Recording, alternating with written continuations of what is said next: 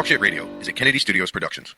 The opinions stated by various contributors to Talk Shit Radio and its radio programs are not to be considered as or endorsed by Kennedy Studios Incorporated. Visitors are urged to use their own discretion to draw their own conclusions.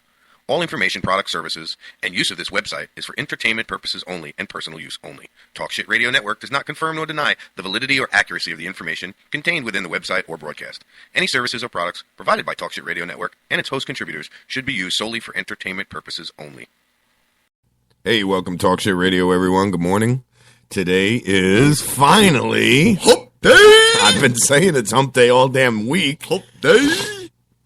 Good morning. It's a nipply son of a bitch out there this morning. Nipply? Oh, it's nothing over here. Yeah. Go up north, you'll be fucking chattering your brains out. Tim says it's nothing, but when I woke up, it was in the 40s, so that's cold enough for me. I was sweating when I walked outside. That's because you just moved out of freaking New York, and you still have all that thick-ass cold New York blood. Well, it really doesn't matter that I jumped out of the shower 5 minutes before at 105-degree temperature. This is true. This is true. Right off the bat, we got to get right into some news because apparently Hernando County Sheriff, and according to Fake News Real Slow, he has no idea what's going on, and he runs around and chases them all day long. I sit here in the studio and get phone calls from people that tell me what's going on. See, the beauty of it is I spoke to the gentleman who lives on the property, and they're searching for a woman who was murdered 30 years ago by her husband. He is the ex-owner of that property, which is located at 7483 B.W. Stevens Road. Now, this is all speculation.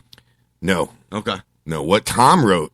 Okay. What Real Slow, what Fake News Real Slow put yes. is speculation. All he did was he heard it on the police scanner. And he threw it up on his website And he threw it up on his website as soon as he could, exactly, because he wants the hits. That's how he gets his ads paid for, by posting anything and everything that goes on.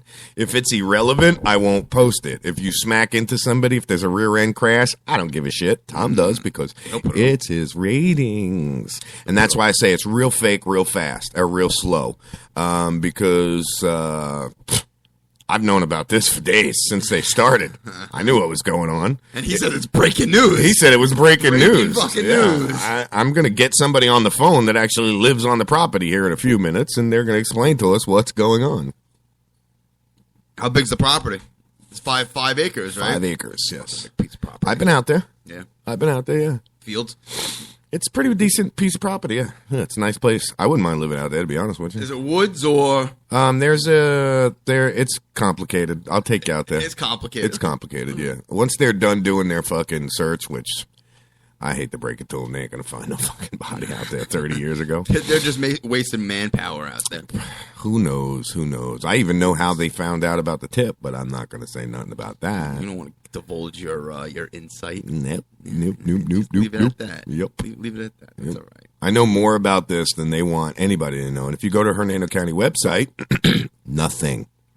No reports about it. They're trying to keep it all hush-hush. On the wraps. Yeah, they're chasing the owner, Skip, is chasing all the media away. He don't like reporters. I wouldn't want to talk to reporters either. He doesn't consider me a reporter. I wouldn't want to talk to Bay News 9 reporters. I wouldn't mind. I've talked to him all the time. Ferdinand Zogbaum is actually pretty cool. I talked on a few scenes with him. He can't stand his bosses, his producers. He thinks they are the biggest douchebags there are out there. He cannot stand Hernando County Sheriff's Department because they're such stuck-up cocksuckers. I honestly really haven't even come in contact with any Hernando County sheriffs. You don't want to, bro, really. Because they shoot first and then ask you why you said that. Like I said, I was walking on Care Circle. A cop passed me 5-6 times, 3, 4, 5 times, and he didn't pull me over or ask me any questions. I mean, they will eventually. I appreciate you patrolling around the area and stuff like that, but how about you stop and ask me what I'm doing? I was just walking. They will stop you. He will ask you what you're doing. He will ask you to empty your pockets. He will ask you to go in your backpack. He will violate your rights, and you have every right to say, I am on my way to work, goodbye, and walk away. If you are not going to arrest me, you have nothing to do with me, and you could walk away. At that point, dude, when you make that statement, you make sure you make it right at his body cam. You have nothing on me. There's no reasonable suspicion. I'm on my way to work. Go fuck yourself.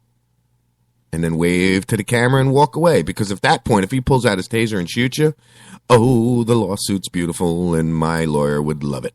I take that lawsuit. Yes, you I'd would. take that. I'd take that We'd all take the way that to the right fucking bank. right to the company lawyer, buddy. Yeah, Yep. that's what I would- So anyway, again, just to reiterate, Hernando County Sheriff is keeping a big hush-hush on it. The only reason the media is not allowed on the property is because the owner, Skip, is his name, because I know him personally, does not like you guys. He can't stand journalists. He doesn't consider me a journalist. So if I wanted to, I could go drive right down there right now, go knock on his front door, say, Skip, what's up, buddy? What's all these douchebags doing? I wonder if the cop quarantined the area off. You know, They did, but they can't stop me because can't I'm stop you I'm from a going- friend you're a of friend the of the owner, owner of the right? property that you Right. can go to. Yep. Yes, And then if they really want to, say, oh well, we have an active investigation, I can just say, well, I have an appointment with him, and then reach in my thing and pull out my press pass and say, get the fuck out of my way. this is my appointment right here. Yeah. Yeah. Exactly. You don't have anything to say about it. Exactly. Plus, I know the back entrance to the property that they don't even probably know exists. There's actually three ways. There's more than one way to get into the There's house actually or the three property. ways to get into that property. One of them is very public. It's a public road. The second one, yeah, it's real easy to find if you're looking for it. The third one, you'll never, ever find it. Ever. Ever. Ever. Only you know about it, and maybe a couple other people. Well, the kid who actually told me about the story, who used to live with Skip, he's the one that showed me that third entranceway. Yeah. And I mean, we could sneak up right up on the property. Cops would never know we were even there. Go sit up on the roof of the place and go, "Hey, assholes!" They were like, Where the "How the fuck fuck did you you guys get come that?" from? Yeah. Oh yeah, it's Where the fuck you hilarious, come dude. from? It's hilarious. And see now, if the drone wasn't in disarray, oh man, oh yeah, I would go right all up over because that. the field adjacent to the property is also owned by a buddy of mine. So he would let me all the way up into the field. I park right by the fence, put the drone up, and say, "Okay, guys, go to work. Don't mind me. do what you're doing. I want complete coverage. Yep. Just do what you're doing. Do what you're doing. Don't worry about I'll me." be right here. Yep. Don't worry about me. Don't worry about that thing flying above your head. Yep, It's yep. all right. It's all right. But make no mistake, don't fuck up, because I'm gonna nail you. I've been on the website all morning. Well, we've ran this. Fake news. No, that in the sheriff's department. Oh, Just making random comments. oh, okay. How stupid and fat donut eating motherfuckers they are that I can't even find a dead body. That's not going anywhere. He's not running. She's not going anywhere. It's a big piece of property. They're using they're using ground penetrating radar, and they've got cadaver dogs out there. It matters how deep that body is. Also bad. It's only about 3 or 4 foot. How do you know that? Oh, that's just a guess. I'm not going to dig any deeper than that. Very shallow. Yeah, dude, come on, think about it, bro. If you killed somebody, you're going to dig a 6 foot fucking hole? Is that the first Hell hole I no. ever dug? Is that the first hole I ever dug? Yeah, right? What do you think this is? I think it's the first hole I dug. I'll get the fucking lime. I love that part of the I get the movie, dude. shovel. I First hole. love that Is that part. first hole I Isn't ever that dug? when they're downstairs playing a poker game and he shoots the kid? Spider, yup. Spider yellow. What do you think? It's the fucking first hole I dug. I'll do them all myself. Seriously, Come on. think about it, dude. If you shot somebody and killed them, you wouldn't dig a fucking 6 foot by 8 foot hole. Hey, It's here's not a gonna be- wing. Yeah, right? Yeah, here's a leg. Here's a leg. Blah! You want the wing or the leg? Henry, which one do you want? Oh, that's so bad. My mom, she's going to make us lasagna when we get done with this. Good morning, Dr. Hiccup. Good morning, Dr. Hiccup. We're talking shit about the body that's over there in on the property in Brooksville.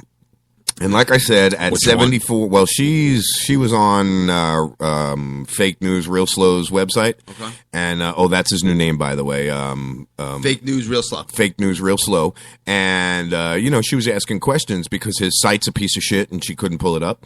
But anyway, yeah. So me being the dickhead that I am, I mean, the very outgoing person that I am. The eccentric guy. Yes. Yes. I have been blasting it all over his page that it's real fake news, real slow, and if you really want the truth, tune in to Talk Shit Radio. I hope he calls me. Because I've been trying to call you. No, because he's a There's no faggot. retaliation going on. Like I said, Tom Lemons ain't even his real name. All right, he changed his name when he moved here from wherever he's from to cover up his criminal history. And I know this. That's a good way to do it. Yes. Yes. I know this from conversations. Daisy Venus Kingmaker. DJ Daisy King. Oh, wow. It is nice to see you in the freaking chat this Wow. morning. How are Welcome. you, sweetheart? Long time no see in the chat. Yeah, we get a couple people that are in the chat right Yeah, now. It's I'm great. loving it. Now all we need is Johnny to get back in. We got Daisy, we got Dr. Hiccup, and we got We need old Just her wise picture, dude. man as well. I know. old wise man's probably still in bed. He's probably the only smart one out of all of us. Yeah, He's still sleeping. He's 3 hours behind, so I yeah. understand. He's in bed going, yeah, I'll catch the replay. Fuck them guys. I haven't seen him in a couple of days. I don't know if he's feeling too good. I'll be honest with you. I don't know how his health is. So, I mean, it's probably real hard to get up. And I know he's getting very frustrated because I've been reading some of his posts with some of the things that are going on Oh, yeah, my with friends are supposedly his, what we consider hospice, you know, his end of life care. Yeah. They don't care. They ain't even fucking medicating him. It's just a couple old ladies that sit there and read the Bible to him all day. Oh, I know what hospice is. Yeah. Oh, yeah. Yeah, Yes, I you don't do. fucking like that shit. Yes, you do. They come in there, they say, "All right, looking good. Your death date's it's already set, and just make yourself comfortable. Here's a couple of drugs, and relax." Somebody Take it just easy." tagged me in something. Tagged you. Yeah. You're it. You're it. And it's actually a good friend of mine. All right, so okay, this morning at 0900 hours on Talk Shit Radio, learn about criminal justice system. We'll all subject to. So okay, cool. Thank you, Steve Janowitz. I appreciate the plug on that. That's you about very our much. host for this morning, We do wrongly have a host, charged. Yes. we do have a host, David Meerkat. Steve Janowitz is also another very good friend of mine that I met through this whole cannabis activist thing. Actually, Steve Janowitz was the voice of reason for me a few times. I got really, really depressed. Didn't have any medication, and just talking to him, it was like, and he's Helped out. completely helped out, bro. Completely Better helped than out. going to a psychotherapist about whatever I the think case so. may be. Yeah. I think so because a therapist, you're just another patient to them. This guy Steve, he actually genuinely cared about what I had to say, and you can tell that it bothered him to know It all the bothered things him. that I was going It through. bothered him that something was bothering you. Yes. Yeah. Yes. And he actually took consideration and cared to talk to you and get you through what you were getting through. No, yeah. Exactly. So No, to that's me, Steve Janowitz, awesome guy. Another awesome guy. Jeffrey Kennedy, my brother from another mother. Chris Bear, also another gentleman who stepped up. These are all strangers to me, bro. Stepped up and became friends. Friends, you know what I mean? They didn't have to, and We it all was need just. friends. We all need friends. It was just, it was very humbling because the people that I knew for 30 some odd years, Yeah. Who- they fucking disappeared, bro. Who acted like your friends for 30 fucking something years? Excuse my Exactly. French. No, you're What? good. They acted like my friends, but they all disappeared. They all disappeared. Ones that that's I like- considered my best friends, they disappeared. Yeah. I know that. Yep. I know that exact. People that I didn't even know, like Steve Janowitz, like Denise Shoemaker, Dr. Hiccup, Hayden Falk, all of these people, Jeffrey Kennedy, Chris Barr, all of these people, they stood up and became a friend. Someone to, no matter what, no judgment, they hear what's, you know what I'm saying? It's very humbling. So, if you're listening, guys, thank you. Yes, for thank everything. you. Thank Yeah. you for everything that you're doing and helping out, Yep. helping Lou.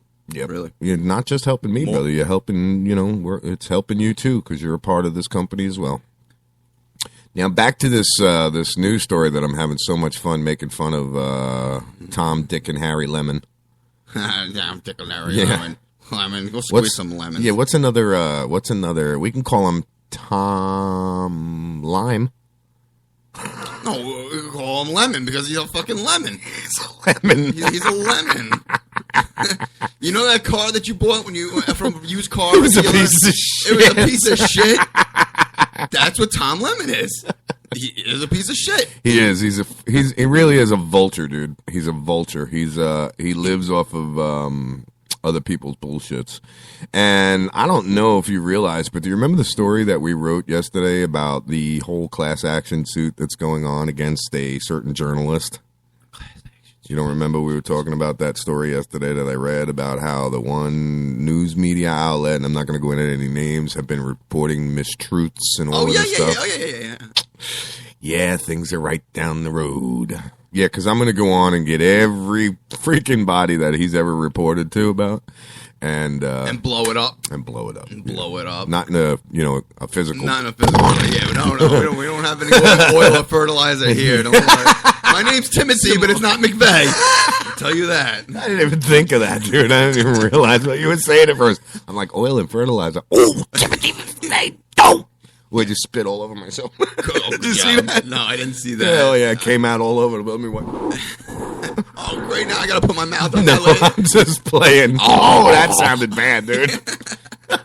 Oh, I got to put my mouth on that. Now I got to talk into that later. Oh, jeez. Oh, little girl, come here, little girl. I want a piece of candy, little girl.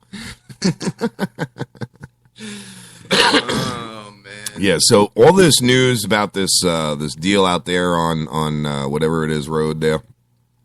I got such. I'm so detailed, right? The road out there in Brooksville. We got such good news, good journalists. such great coverage. In Brooksville, The situation about the dude in that town with the cops looking for that other thing in that field. In that field, yeah, that's what we're talking about. With the helicopter, some cops, some cops. Yeah, that's what we're talking about. Some jurisdiction. Yeah. What's the matter? You lost? You don't know what we're talking about? Oh, I forgot. This is real fake, real fast.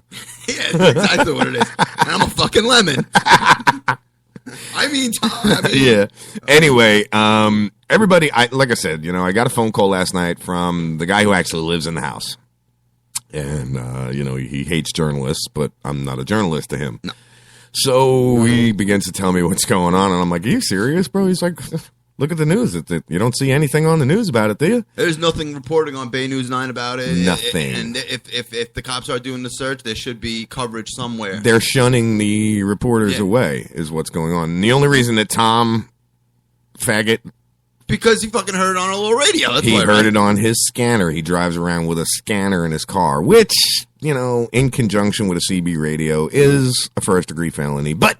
we won't say anything. No, we won't say anything. We'll keep that on the record. Yeah. You can't drive around with a scanner and a CB radio. Not that he does, but he does. Not that he's doing that. Yes, and the FCC can come down and nail your ass harder than you can imagine. Why, I don't know, but... I don't understand that. What I never is did. that? Well, I guess it's because if you hear the cops chasing somebody on a scanner, you can get on the CB radio and announce it and all of that kind of shit. And try to... But that's what... they got Nextels now. Who the hell wants to use the Citizen band? I can call you privately. I'll pick up my cell phone now and call you. You know what I mean? Well, so with the scanner, that reminds me of Fast and Furious. Remember when they were listening to the CB radio so then they could street race? And, And when the cops are coming near, that's when they all scatter. Yeah. I was thinking the same thing. Like, you can't go onto a frequency, a police frequency, and listen to them because you can't track what they're doing But and the commit a frequencies crime are public somewhere. record. Yeah, that's what I'm saying. So why the hell would it be a felony? Yeah, or a charge or anything? I've got the frequencies for Hernando County Sheriff. Thank you, actually, to a kid that I used to work with, who I don't mention much, who actually I do owe an apology to. So, Jeremy Villa. Jeremy Villa is a kid that I accused of some things that he is incapable of doing, only because I was aggravated at everybody in the world. Mm-hmm. You know what I'm saying? Oh, I've been there. Yeah. And I accuse this kid of doing some things that it's not in his character. He's just incapable of doing it. Even if he did get pissed off at you, he's incapable of doing the things that I accused of him.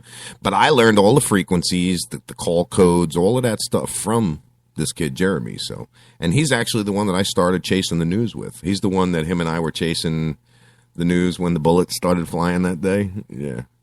We were sitting there in front of the house. We're like, oh, shit, we're in the wrong spot. Is this Belgian block really going to protect me if a bullet goes through it? Dude, it was hilarious because I didn't even think about what I was doing. I just figured that, I hear take cover. So I see, Take cover. Take cover. You see these fucking I see paver blocks. Flying. Yeah, I see, lawn paver blocks. That's cover. I'll get behind it. I'll hold the camera up and just duck. Yeah, sure. That'll work. I don't know if he's a sergeant or if he's a detective, but Cyrus Robinson was on the scene. He's got his rifle in a hand. I'm like, Cy. Because we call him Cy. Oh, yeah. Cy. And he looks, he goes, Kennedy, what the fuck are you doing over there? I'm like, I don't know what I'm doing here, but get me out of here. He's like, run. Run! So I did. I booked it, and I had my boots on, and that's when I tore all the ligaments. Remember I was telling you about Your it? foot, I yep, tore all yep. the ligaments in my foot because I stepped on something. When you sprung out. Dude, I don't think I've ever ran that fast before in my life. Even in CI, getting chased by the biggest, blackest, meanest motherfucker. I don't think I ever ran that fast. I didn't know I could run that fast. I'm telling Bullets you, were dude. flying. Yeah. Bullets were flying. I'm out. Yeah, man. It was scary, but in the same respect, it was extremely exciting. And that was the day that made me decide I will never miss another shot again. So I bought the helicopter. Back in 2013, in Shirley, I was out there with a couple of friends, and we had to stay inside of our houses because there was a standoff going on down the block, and Right. you could hear bullets raining out. This guy got killed on his lawn. I forgot what friggin' road it was. I don't want to say Mastic Road, but it was right off William Floyd Parkway, and I remember hearing... Which is a bad area. Oh, it's a bad area over there. But the guy, he got killed by the cops, and I remember... North of the... south of... No, north of Sunrise. North of Sunrise, North of south, Sunrise. just south of the expressway. See, I thought that was the good part of it. I thought the That's south what side. that's what I thought also, Yeah. but it doesn't really matter. I thought the that's south side of Shirley. Sunrise No, was bad. Yeah, well, yeah, south of Sunrise is really bad Really also, bad. but this guy had an AK-47, and he Oh was my bucking God. shots off the cops, and the cops took him out. And we had to stay in the house for like 12 hours because of the rain of fire, the gunfire that was going back and forth. If I was ever to go on a rampage like that and put myself into a situation, dude, there would be... It would have to be a completely different situation. There would have to be only one way in, one way out. All right. You know you're on a suicide mission, but I'm a booby trapping son of a bitch. Guerrilla warfare. Oh yes, I've studied guerrilla warfare my whole life. You know, I just, and then once you lose your rights to own a gun, then it interests you even more. You know what I'm saying? So it would be a bad thing. Like this house right here, never happened in this house. There's too many ways in. You know what I'm saying? Yeah. Yeah. There's too many ways in this house for them to get in this house. I would never hunker down in a house. They could surround it, and you know what I mean? You know what I noticed in Florida? There is like 4 different friggin' entrances to get into a house. One through a garage door, front door, back door, sliding door, and the friggin' door in the back that opens up. Like there's 5 or 6 friggin' ways you can get to a house out here. In New York, it's front door, back door. That's it. Yep. And maybe a garage. And I know the tactics of Hernando County. They don't hide it very well. You know, they'll try to flash grenade you. They'll try to threaten you. The dogs go in next. You send a dog in here, dude. I got bad news for that dog. I got something for him. I got bad news for I got that dog. something for him. Yeah. And first of all, I'm not afraid of any canine. I've had big dogs attack me where I've sent them home running, screaming to the owners because they've never had somebody reach down their throat and grab their fucking tonsils and yank them out. Where's that hole? I'll show you the hole that the dog put in my arm. See, that's what I would do. See with- that scar with right a there? dog. Yeah. That's a dog bite. Well, that's what I That's would from do a with German dog. Shepherd that grabbed my arm. Well, I took my other hand Yeah. and shoved it down his throat. He ran screaming.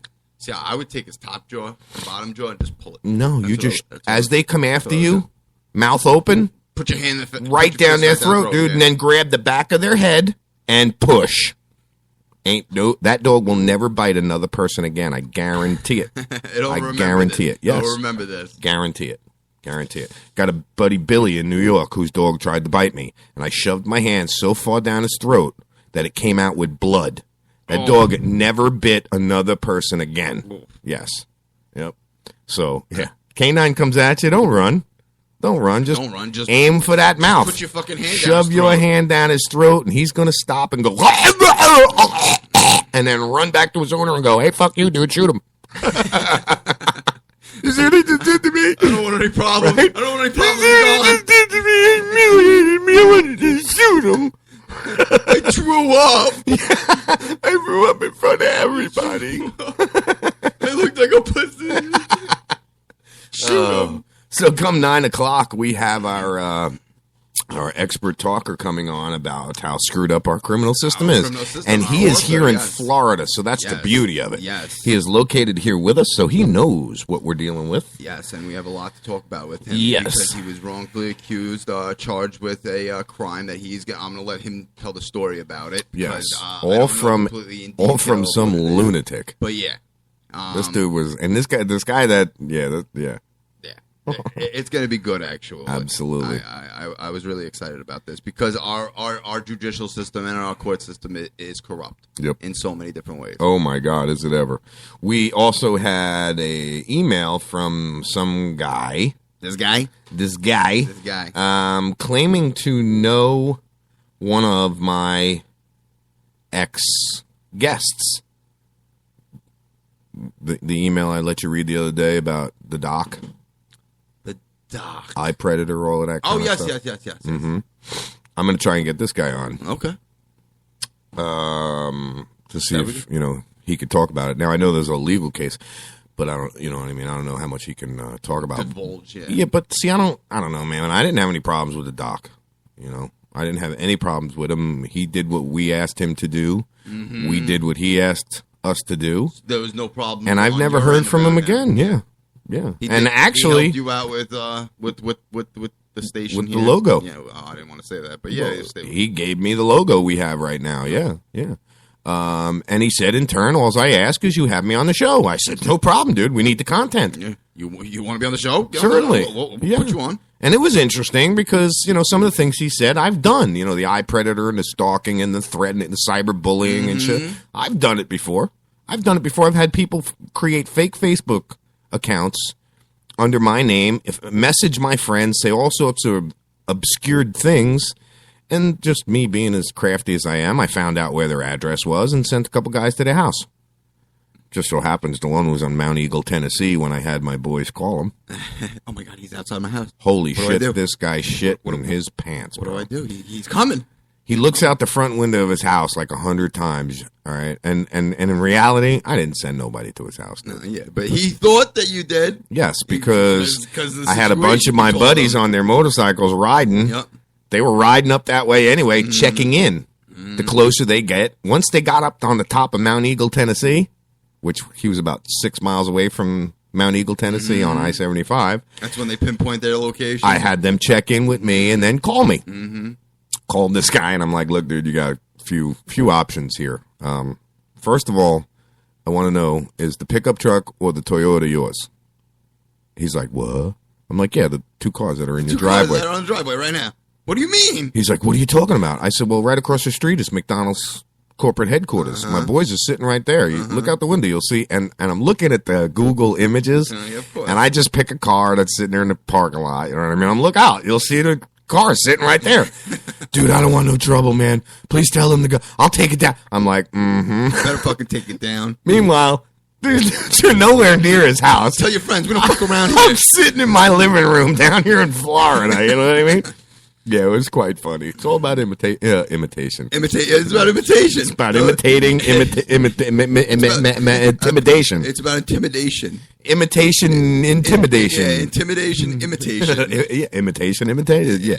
Forget it. I'm done with that one. I can't even spit it out no more. No, that's a tongue twister. Yes, it is. 7 silly swans swim silently southward. I don't do those. You can't say that? No, I can't. Listen, I'll do it slow. 7 silly swans swam silently southward. Say it 5 times real fast. I don't even remember what you just said. 7 silly swans swam silently southward. 7 silly swans. I can't even say it. I can't. That one is a rough one. Yep. 7 silly swans swam silently southward. I've been doing it since I'm a kid, so I've got it down pat. You got it down pat, yeah. You've been practicing for years now. I'm 44 years old. I've probably been practicing 35 of those years with it. And then sometimes I just start. My sister used to get me with that one all the time. I'd be like, I can't say it. Yeah. I used to do how much would a woodchuck chuck if a woodchuck could chuck wood. How much wood would a woodchuck chuck if a woodchuck could chuck wood? Yeah, see, I would have to say that a few times. Peter Piper picked the peck. Well, that one's easy. Peter Piper picked the pack, pick the peppers. Yeah. Peter Piper. Seashells down by the seashore. Seashell down by the seashore. No, I couldn't get that. She sells seashells. She sells. That's what it is. She sells. She, meaning her, sells, meaning her body. Yeah, exactly. Down by the seashore. That dirty hooker, and all of this time I thought she was selling shells. I thought that she was just selling some beach shells. She was selling some other beach shells. She was selling some other pearl. I don't think it was a pearl. Yeah, it was probably just a rock. It was probably just a rock. Just a rock. It was just a piece of Crack charcoal. rock. Who are we kidding? Yeah. So, again, let me just reiterate for everybody that's out there and wondering. Loving that word today. Yeah. On BW Stevens Road, they got that big thing going on. Hernando County Sheriff's is there with ground penetrating radar and cadaver dogs because they're looking for a dead body, a woman who was murdered over 30 years ago. Now, the gentleman that owns the property, Skip, did not own the property at that time. The people that owned it before him is the ones that they're the wife that they're looking for. So this guy Skip. Well, that's his real name. Well, I don't think he gives a shit either. All right. Yeah. He's not going to be charged with anything. He's, No. Oh yeah, go ahead, go on the Well, property. because do what it you is- got to do. I'm all right. Yeah, the documents prove when he bought the house and shit like that. And once I get more information on how they got this tip and everything, I'll go ahead and I'd really like to know how spill they got, all their beans. How did they figure that out? You know, Well, there was a tip, and I know how they got the information. I just don't have all the information yet. But when I do, 30 friggin' years ago. yeah, when I have all the information, I'll be the one to fuck up their investigation. I mean, divulge the information. I will disclose the Right, information. right. Divulge. Right. Yeah, What did I 'cause- say? yeah, disclose. Oh, disclose. Yeah, Disclose. same difference. Well, no, if you disclose something, that means you're not telling anybody, right? No. Disclosure. Yeah. Disclose. Same shit. Same shit. Shut it. You're friggin' over there trying to correct Dude, me. it's yeah, me trying to correct you, the one who graduated from high school. Yeah. That's I'm all the I one can who do. didn't graduate, trying to correct the one who did. I squeaked by. I didn't even squeak by, and if it was a squeak, it was a loud shriek because all they did was want me out. I paid off my teachers. Yeah, my teachers passed me because none of them wanted me back.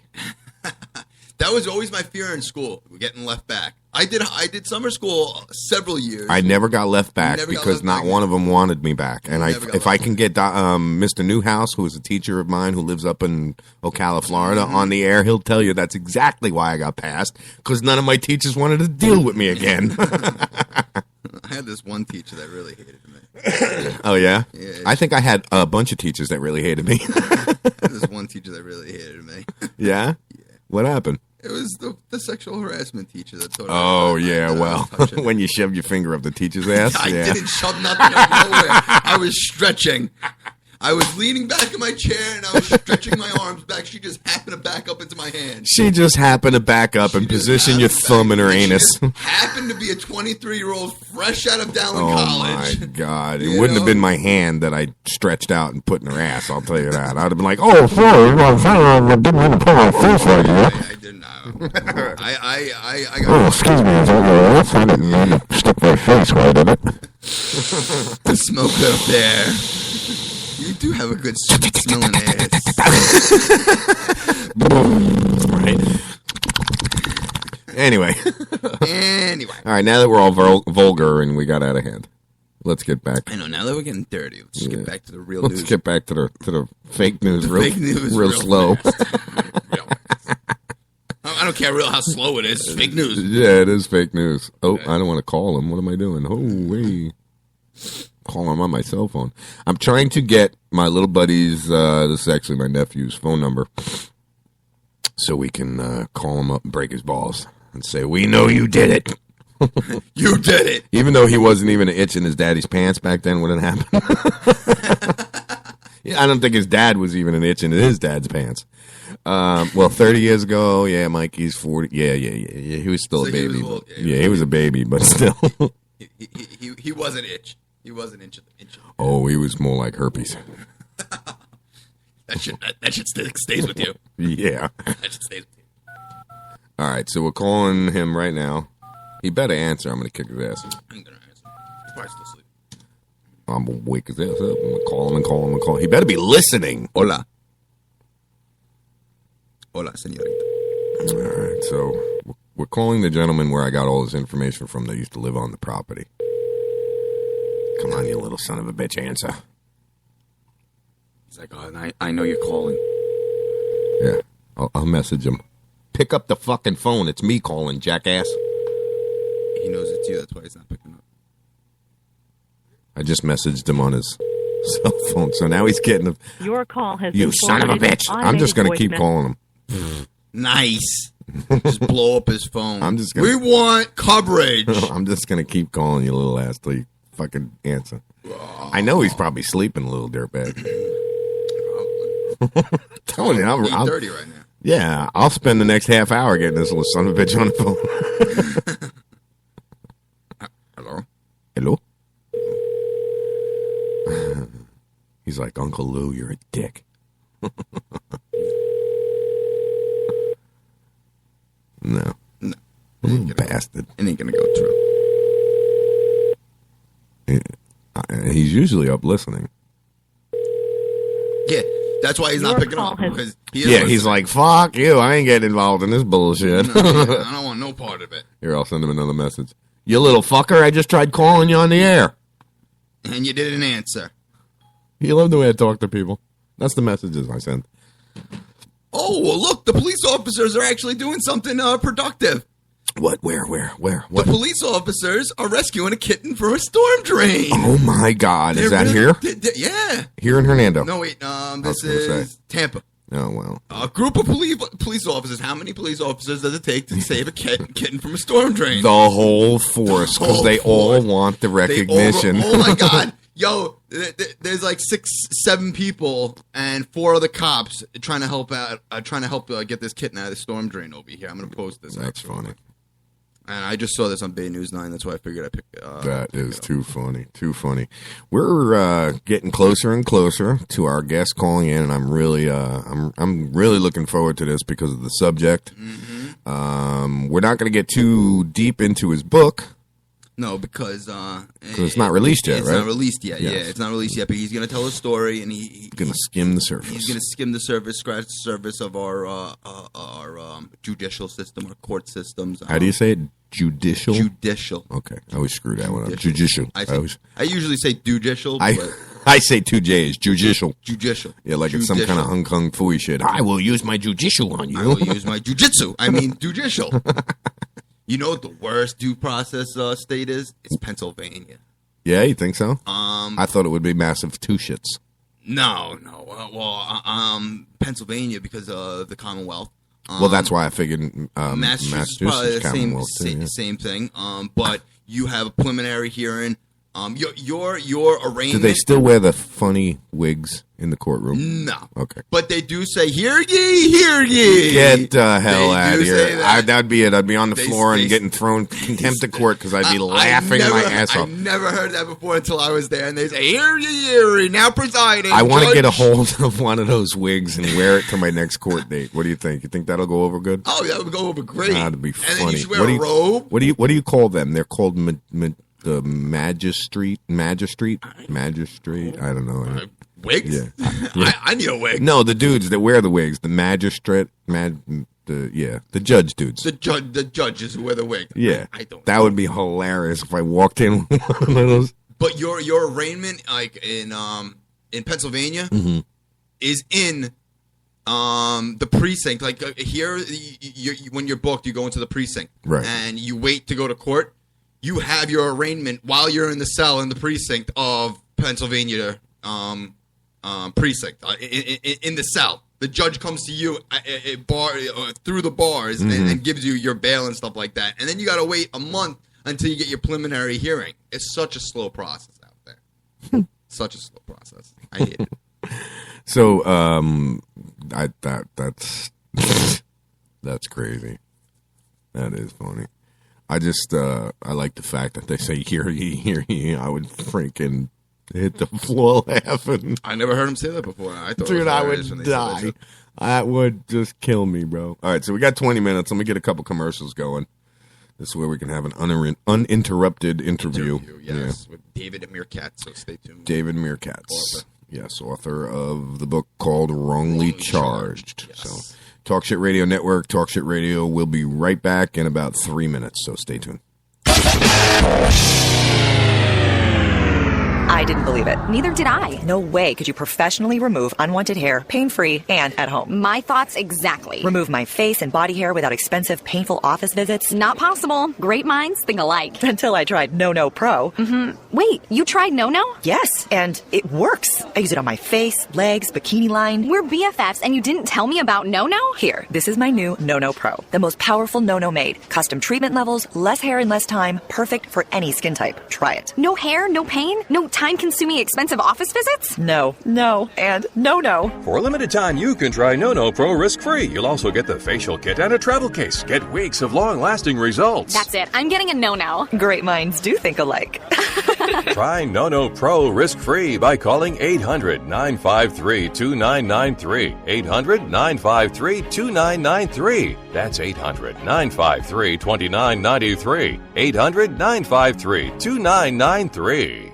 If you're looking for a better way to clean the air in your home or office, you need the all-new Ozone Light. It's as simple as changing your light bulbs. The Ozone Light looks like a normal spiral type of light bulb. It screws in most standard light sockets, but it's not a normal light bulb. It's coated with titanium dioxide. It's completely safe, but this unique coating kills most airborne bacteria, mold spores, and neutralizes odors. Just one light cleans the air in an entire room and lasts 8 times longer than the normal light bulb. If you have smokers, if you have allergies, if you have pet odors, mold, or mildew, you need the Ozone Light. It will wipe them out, and you have our word. If you're not satisfied with the way the Ozone Light cleans the air in your home, simply return it for a full refund. Call 1-800-380-4095, 1-800-380-4095, 1-800-380-4095, or visit airtimestore.com. That's airtimestore.com. If you are successful at what you do, whether you're a doctor, a lawyer, a business owner, or you have a great career, you understand the concept of protecting yourself. Well, are you protecting yourself, your family, and your assets with quality term life insurance? Consider these possible rates. A man age 45 non-tobacco user could obtain $1 million of coverage for as little as $75 a month, and this rate is fixed for the next 10 years. We specialize in policies of $500,000 and above. A man age 50 non-tobacco user may be able to obtain $500,000 of coverage for as little as $115 a month. And this rate is fixed for the next 20 years. We have great rates for smokers too. Call the Term Lifeline now. 800-430-1481, 800-430-1481. That's 800-430-1481. In these uncertain economic times, you've got to do whatever you can to save money. One of our biggest expenses can be our cars, especially when unexpected repair bills hit. Not anymore. If you own a vehicle with less than 130,000 miles, is less than 12 years old, has a warranty about to expire, or even no warranty at all, you could stop paying for car repairs. Roadside assistance, towing, and rental coverage are all included. Don't wait for the next repair. Make one free call right now to see if you qualify. If your vehicle is less than 12 years old, has less than 130,000 miles, even if it's out of warranty, paying for car repairs can become a thing of the past. Call us right now and get your car protected before your next repair bill hits. Get protection and no more repair bills. Call 877-229-7271. Again, 877-229-7271. That's 877-229-7271. 877-229-7271.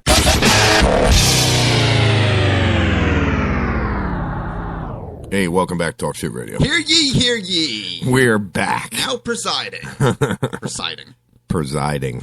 Yeah, some shit like that. No, it's not snowing anymore. It's not snowing anymore. So where are all my peeps up north that are supposed to call in, i.e. John, and give me my weather report? John. I wonder if they're snowed in. They can't make it to a phone. He's like I give a shit about your weather report, dude. I can't even get out my front door. Here it's 70 degrees. Yeah, right. Exactly. Nice toasty 75 in the studio. Well, it seems like they're having floods over there because of how much. Oh, yeah. I seen a picture of that last night. Yeah. the New England is New England yep. area. But in Connecticut, they seriously underestimated this storm. They forecasted 18 to 24 inches. I'm reading here that it actually snowed 34 inches, 35 inches. You said Connecticut. I got to hook up in Connecticut. We're gonna wake her ass up. Oh, okay. Maine 27. It snowed pretty hard over there. Not like it did a couple of months ago. Back in November up in Buffalo, it snowed 10 feet. People dying left and right. But oh yeah, that's right. I forgot about that one. Some damage up in the New England area right now. Now I just got to go through my recent calls to find her phone number. This is my sister from another mister. Funniest story about this one here, bro. We meet at the bus stop. Our daughters walk up to each other and they go, "Hi, what's your name?" My daughter goes, "Angela." "What's your name?" The other one goes, "Angela." They're like, "No." Really? "What's your last name?" "Kennedy." "Get out of here. Mine too." Really? No bullshit, dude. So we get a phone call saying that, our daughter got hurt in school, that we need to come get her. So Michelle and I fly up to the school. "Wrong Angela." We're like, "Don't worry." Wrong Angela. Yeah, we're like, they're like, "Huh?" They're scratching their head like, "Huh?" I'm like, "Don't worry." Isn't your daughter named Angela Kennedy? Yeah, we're like, we know which Angela this is. We'll go tell the parents. We'll call them up. We'll tell them. We did. We literally did. Yep. All right. So I'm still trying to find her number in here. She probably changed it because she's listening to the show going, "Oh, hell no." I know who you're talking about. You're Yes, talking about me. I'm going to turn off my phone. There it is. Jeez. All right. So let me get the phone back up because we only got a few minutes before our caller's going to come in, and then we have to stop. I'm out of call. Then we have to stop being stupid and be serious. Yeah, be serious. But we're still going to talking shit. Oh, you're damn right I am. Still going to talk shit, no matter what. Shh, Michelle is in. Silent emergency. 203-690. She just walked in. Stop talking about it.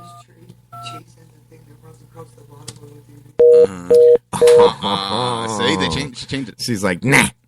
Told you. She turned off. So apparently, Fake News Real Slow has sent me a message. So let's see what little douchebag has to say. What do they have to say? Yeah.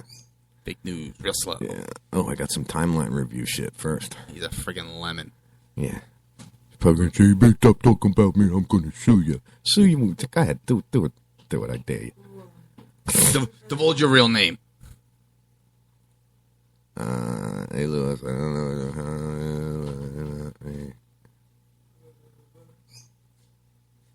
What the hell? He says, "I do not make asshole comments like the one you did on my page." What?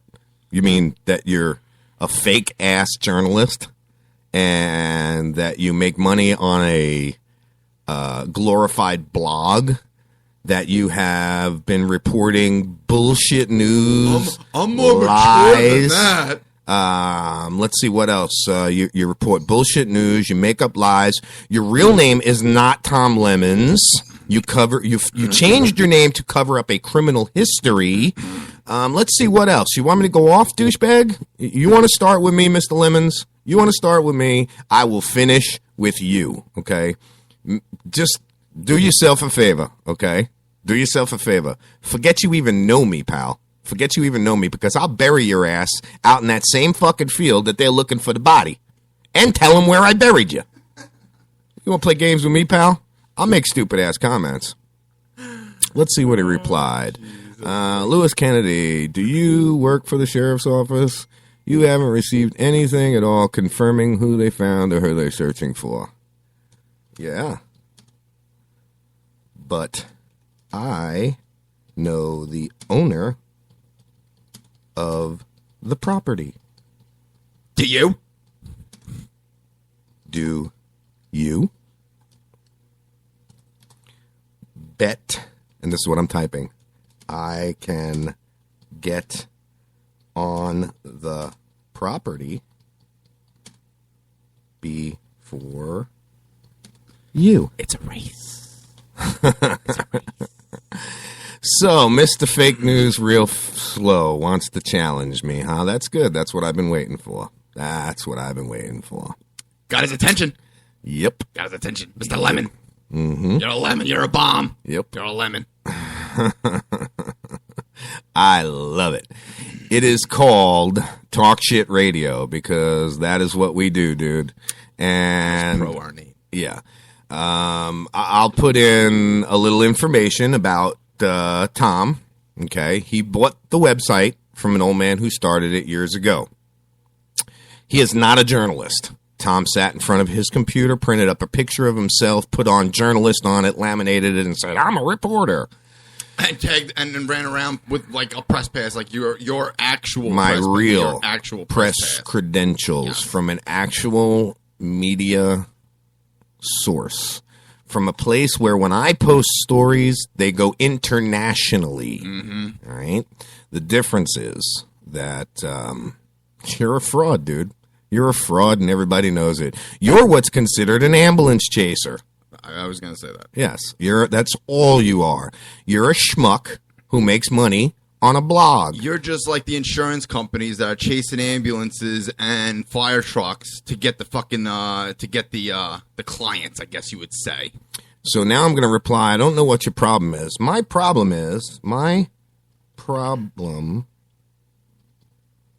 is you're a fraud. Period. How do you like me now, douchebag? How you like me now? Yep. And all I got to say is watch out. Because, Tom, you don't want me pissed off at you. Trust me, pal. Tom, you don't want to be on our bad side. No. No, because there's things that'll happen that you just... they're remarkable. Just remarkable. Remember the Little Rascals? Remarkable. There was one, that's all he said. Remarkable. I don't remember that. I don't watch the Little Rascals. No? No. Petey. The little doggy. Oh, and he says, and please stop using my Facebook to advertise your show while insulting me on fake news real slow. Shut the fuck up. Then block me, dude. Block me. Unfortunately for you, I got about 60 Facebook pages, so good luck with that. Are you listening now, Tom? Fuck you. Yeah, if you're listening right now, fake news real slow, go fuck yourself, dude. Because I'm not like anybody you've ever met. My name is not Jeremy Villa. I will not cowl down to you. I will slap you in your bitch little face if you say something to me right in front of the cops. I don't care. Let him arrest me. I don't have to cover up my real name to be on the air. Exactly. My name is Louis Andrew Kennedy. My name's Timothy Seppi. Right. It's been that since birth. I didn't have to change it to hide from who I was. Hiding behind your name. He's also a failed musician, too. I don't think I mentioned that. Yeah. He's not good at anything. No, he's really not. Jeez. He's really not. He had to hire a drunk. This chick that owns, that's basically all it is. And if you think about it, he gets media releases from the police department, and that's when most of his stories come. And then he'll chase, he's a fucking ambulance because he signed up for the freaking mailing list, and which I could too. Yeah, anyone can. Yeah. He's not doing anything really special. Yeah, it's funny. Whatever. Fuck you. But I know the owner of the property. Do you? Bet I can get on the property before you. Did he respond to that? No, he didn't respond to that. He's like, no, I don't know the guy. Yeah. I just know about the story. I heard it on the radio. I think it's hilarious. I definitely think it's funny. Let's see if he deletes it. Nah, he's actually not going to delete it. That's funny because usually, he'll delete shit. You know what he's going to do? He's going to keep it. He's like, this guy's harassing me. Yeah. This guy's harassing me. You haven't even begun to see harassment yet, pal. We're just playing with you right now. Yeah. We're not really fucking You haven't begun to... Wait until the freaking drone's back up. Then I'm going to show you harassment. That son of a bitch, every time you go to take a picture, I'm going to dive bomb him right at his head. Dude, with those freaking props on there, I'll take your face off.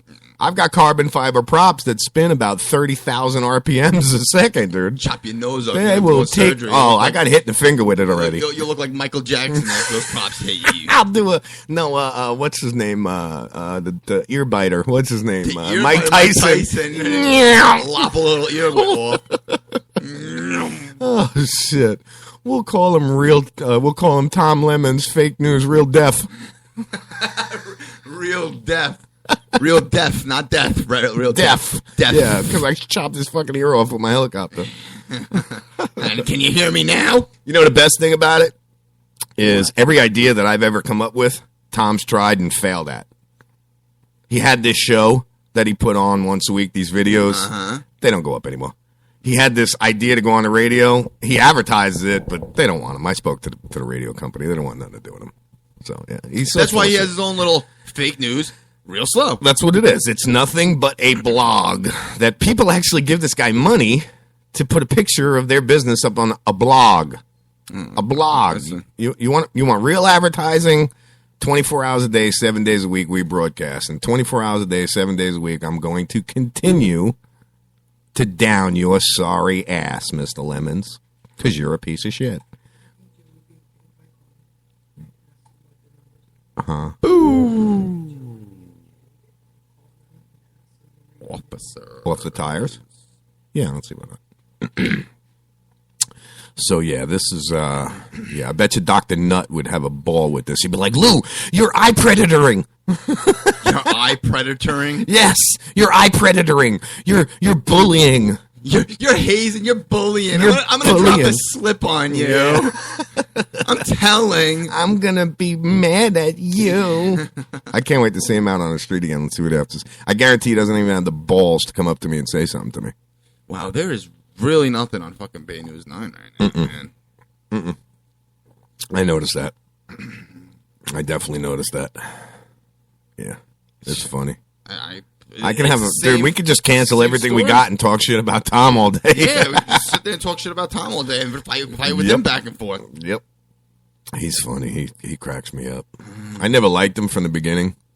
Never once did I like him or trust him. He's always been a snake. He's been a snake. He's always been a snake. Yep. Snake in the grass. Yeah, this thing's coming down the pike, and that he should watch his ass. That's all I gotta say. Things in the works. Things in the works. Things in motion. Yeah. Like bike pedals. Like bike pedals. Like helicopter blades. Yeah. Like propellers on helicopter blades. Yeah. All-female Ghostbuster cast chosen. What? All-female Ghostbusters. Are they going to be naked? Cast chosen. I hope they're going to catch some ghosts. That would stop me. If I was a ghost and I seen a hot-looking naked chick, I'd be like, okay, take me away, baby. You know that fat actress, Melissa McCarthy? Melissa McCarthy. Yes. Jenny McCarthy's sister, yes. Yeah, she'll be in it. Really? Yeah. She's hilarious, dude. Yeah, she's fat and ugly, though. Who cares if she's fat and ugly? Freaking Tom's skinny and stupid, but you don't see me. Well, okay, I'm saying a lot about him because he is a retard. You know what he's going to do? He's going to go run into his little lawyer that he's got. And he's going to say, can I do anything about this? Yeah. Can I do anything? You can do what you want. You can file all the paperwork you want. I'm only going to wipe my ass with it. And send it back to you. Yeah. Envelope. Yeah. We'll put it into nice. You want the radio? You want to sue me for the radio station? Sue me for it. You can have it. I'll give it to you, dude. Still doesn't mean that I'm going to stop. Oh, maybe I should get that phone. Make sure that phone. Oh, yeah, the phone. Because he's going to be calling in. And wow, what a friggin' that's speak the of shit. The devil. Good morning, sir. How are you? Very good. Good morning, David. How are you? This is Tim. How you doing, Tim? Good. David, you are live on Talk Shit Radio, Talk Shit Radio Network. Welcome to the show. Welcome to the show. Thank you for coming in. You're welcome. I just wanted to see how you're doing today. Very good. David actually is an author of the book Wrongly Charged, and I'm going to let him tell his story about what had happened because I don't want to mess anything up. Yeah, we don't want to tell too much. For our listeners, could you just give us a synopsis about what had happened? Yeah, basically what had happened is I've been in the locksmith business for over 30 years. It's a very competitive business. Once those big box stores opened up, it killed the business. Everybody goes into those stores and buys the things for cheaper than what that we can actually sell them for. It's unbelievable. So basically, the business had been doing very bad, and me and my partners decided on a kind of crazy advertising scheme. And what we did was, which wasn't nice, we picked out 4 or 5 of the larger locksmith companies here in the South Florida area. Yeah. And what we did is, and we checked with 3 attorneys before we did this. We advertised similar names.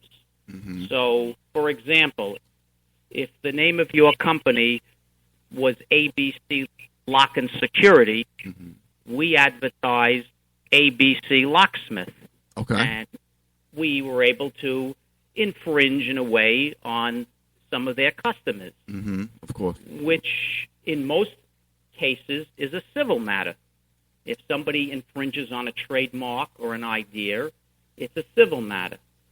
But there was a police officer in the Palm Beach area that decided, since one company does work for the whole town of Palm Beach, that he would try to make this into a criminal matter. And that's exactly what he did. They did an 8-month investigation and wound up setting up a sting and put me, myself, and 2 other locksmiths through hell. I mean, the nightmare and the expense that they gave Palm Beach with forensic experts. I mean, I actually was the front page of the newspaper on August of 2013. And I read that article, and it said you were the mastermind, supposedly, of this whole entire endeavor? Well, if you want to call it a mastermind, I'm a very smart, intelligent businessman and figured out a way to make my phone ring. No, yeah, of course. And he wasn't too happy about it. No, I can understand that he wasn't too happy about that. But now the charges that were brought up against you were ranging from petty theft and laundering No, money? actually, the charges were much more serious. There were 3 locksmiths involved. The first one, when they set him up, they actually let him do the job. Okay. And they arrested him and charged him with burglary of an occupied dwelling after they paid him for the job. And then it went on to another one. They set him up also. Very interesting reading. In my case, they didn't know what to do with me. Mm-hmm. So they decided to charge me with organized scheme to defraud and money laundering. Okay. Just to put charges on you. Well, yeah, and the problem is what most people don't understand is that you're guilty till proven innocent, because you got to be arrested and you have to bond out and spend thousands of dollars. And even if the case is dismissed, unlike a civil case where you can get your court costs and attorney's fees back. That's it. You pay for everything. Yeah, if and you're found guilty, and you don't you get pay. nothing If back. you're found not guilty, you pay. Exactly. And that's what happens in the criminal system. And that's why I had to write this book, to explain to people. People don't understand what the average person goes through when they get arrested. Even for a simple traffic infraction, you go through the same system as you do as if you're a murderer. No, yeah, through the same exact court system and through the same due process. Now, is the laws here a little more stricter than laws in another state pertaining to this matter? Well, for example, I come from New York City. Yes, that's where I'm from as well. And I got to be honest with you. If you called up, you owned a locksmith business in New York City, and you called up the police and said, there's another company that's advertising a similar name than mine, the police would say, what would you like me to do? Take them to court and sue them for infringement. That's exactly we can't what arrest they'd say. somebody for You something can't. like that. It's not a criminal charge at that point. It's not a criminal charge. And the thing is, I never would have done it if I didn't check. I didn't do this and just wake up one morning and say, you know what, I'm going to do this. I checked with 3 different attorneys. Yes. And as I point out in the book, there's actually a law in Florida. The companies that were involved never had these names registered or trademarked. All they had them was filed under the Florida fictitious name affidavit, which means that, and it's an interesting law if you read it, it says that registration under this act does not reserve the name against future use. So it's plain and simple, means if you're ABC Locksmith and I want to be ABC Locksmith, I don't think they should register 2 with the same name, but that's, a loophole in the law right now. Yeah, it's a little loophole that they can use. I see. I understand. I mean, like I said, I never said what I did was nice, but it wasn't criminal. No, I wouldn't think it was criminal at all. There's actually I think a furniture store that I heard about around here. I believe it's the Square on 19 over here in Newport Richey. and right next door, they're using the similar name, but they're using the name to promote themselves. You know, like put it this way: I went to the store one time to buy furniture, and I said, I saw your commercial on TV, and said, no, that's the furniture store right next door to us, and basic similar situation that you have going on right now. I don't know. Yeah. I don't think that there are criminal charges brought up against this furniture store. No, there's never criminal charges. This was an isolated incident. Yes. And I got to be honest with you, I believe the state attorney, the only reason he brought the charges was there was a lot of pressure from 4 or 5 firms, and they spent, I mean, think about what it must have costed, an 8-month investigation with forensic experts. You would have thought that I was a murderer or something like that. To hire forensic experts on a case that's basically,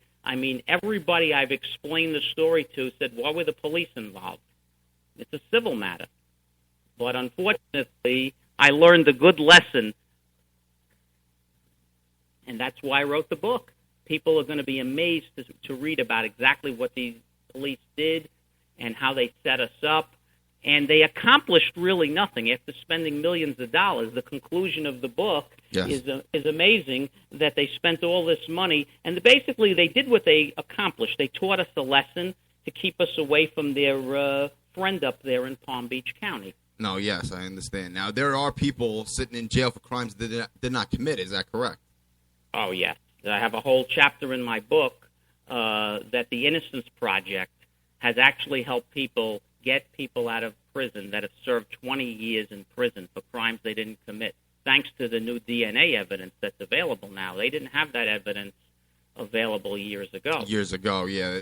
That's basically pretty new to the departments here.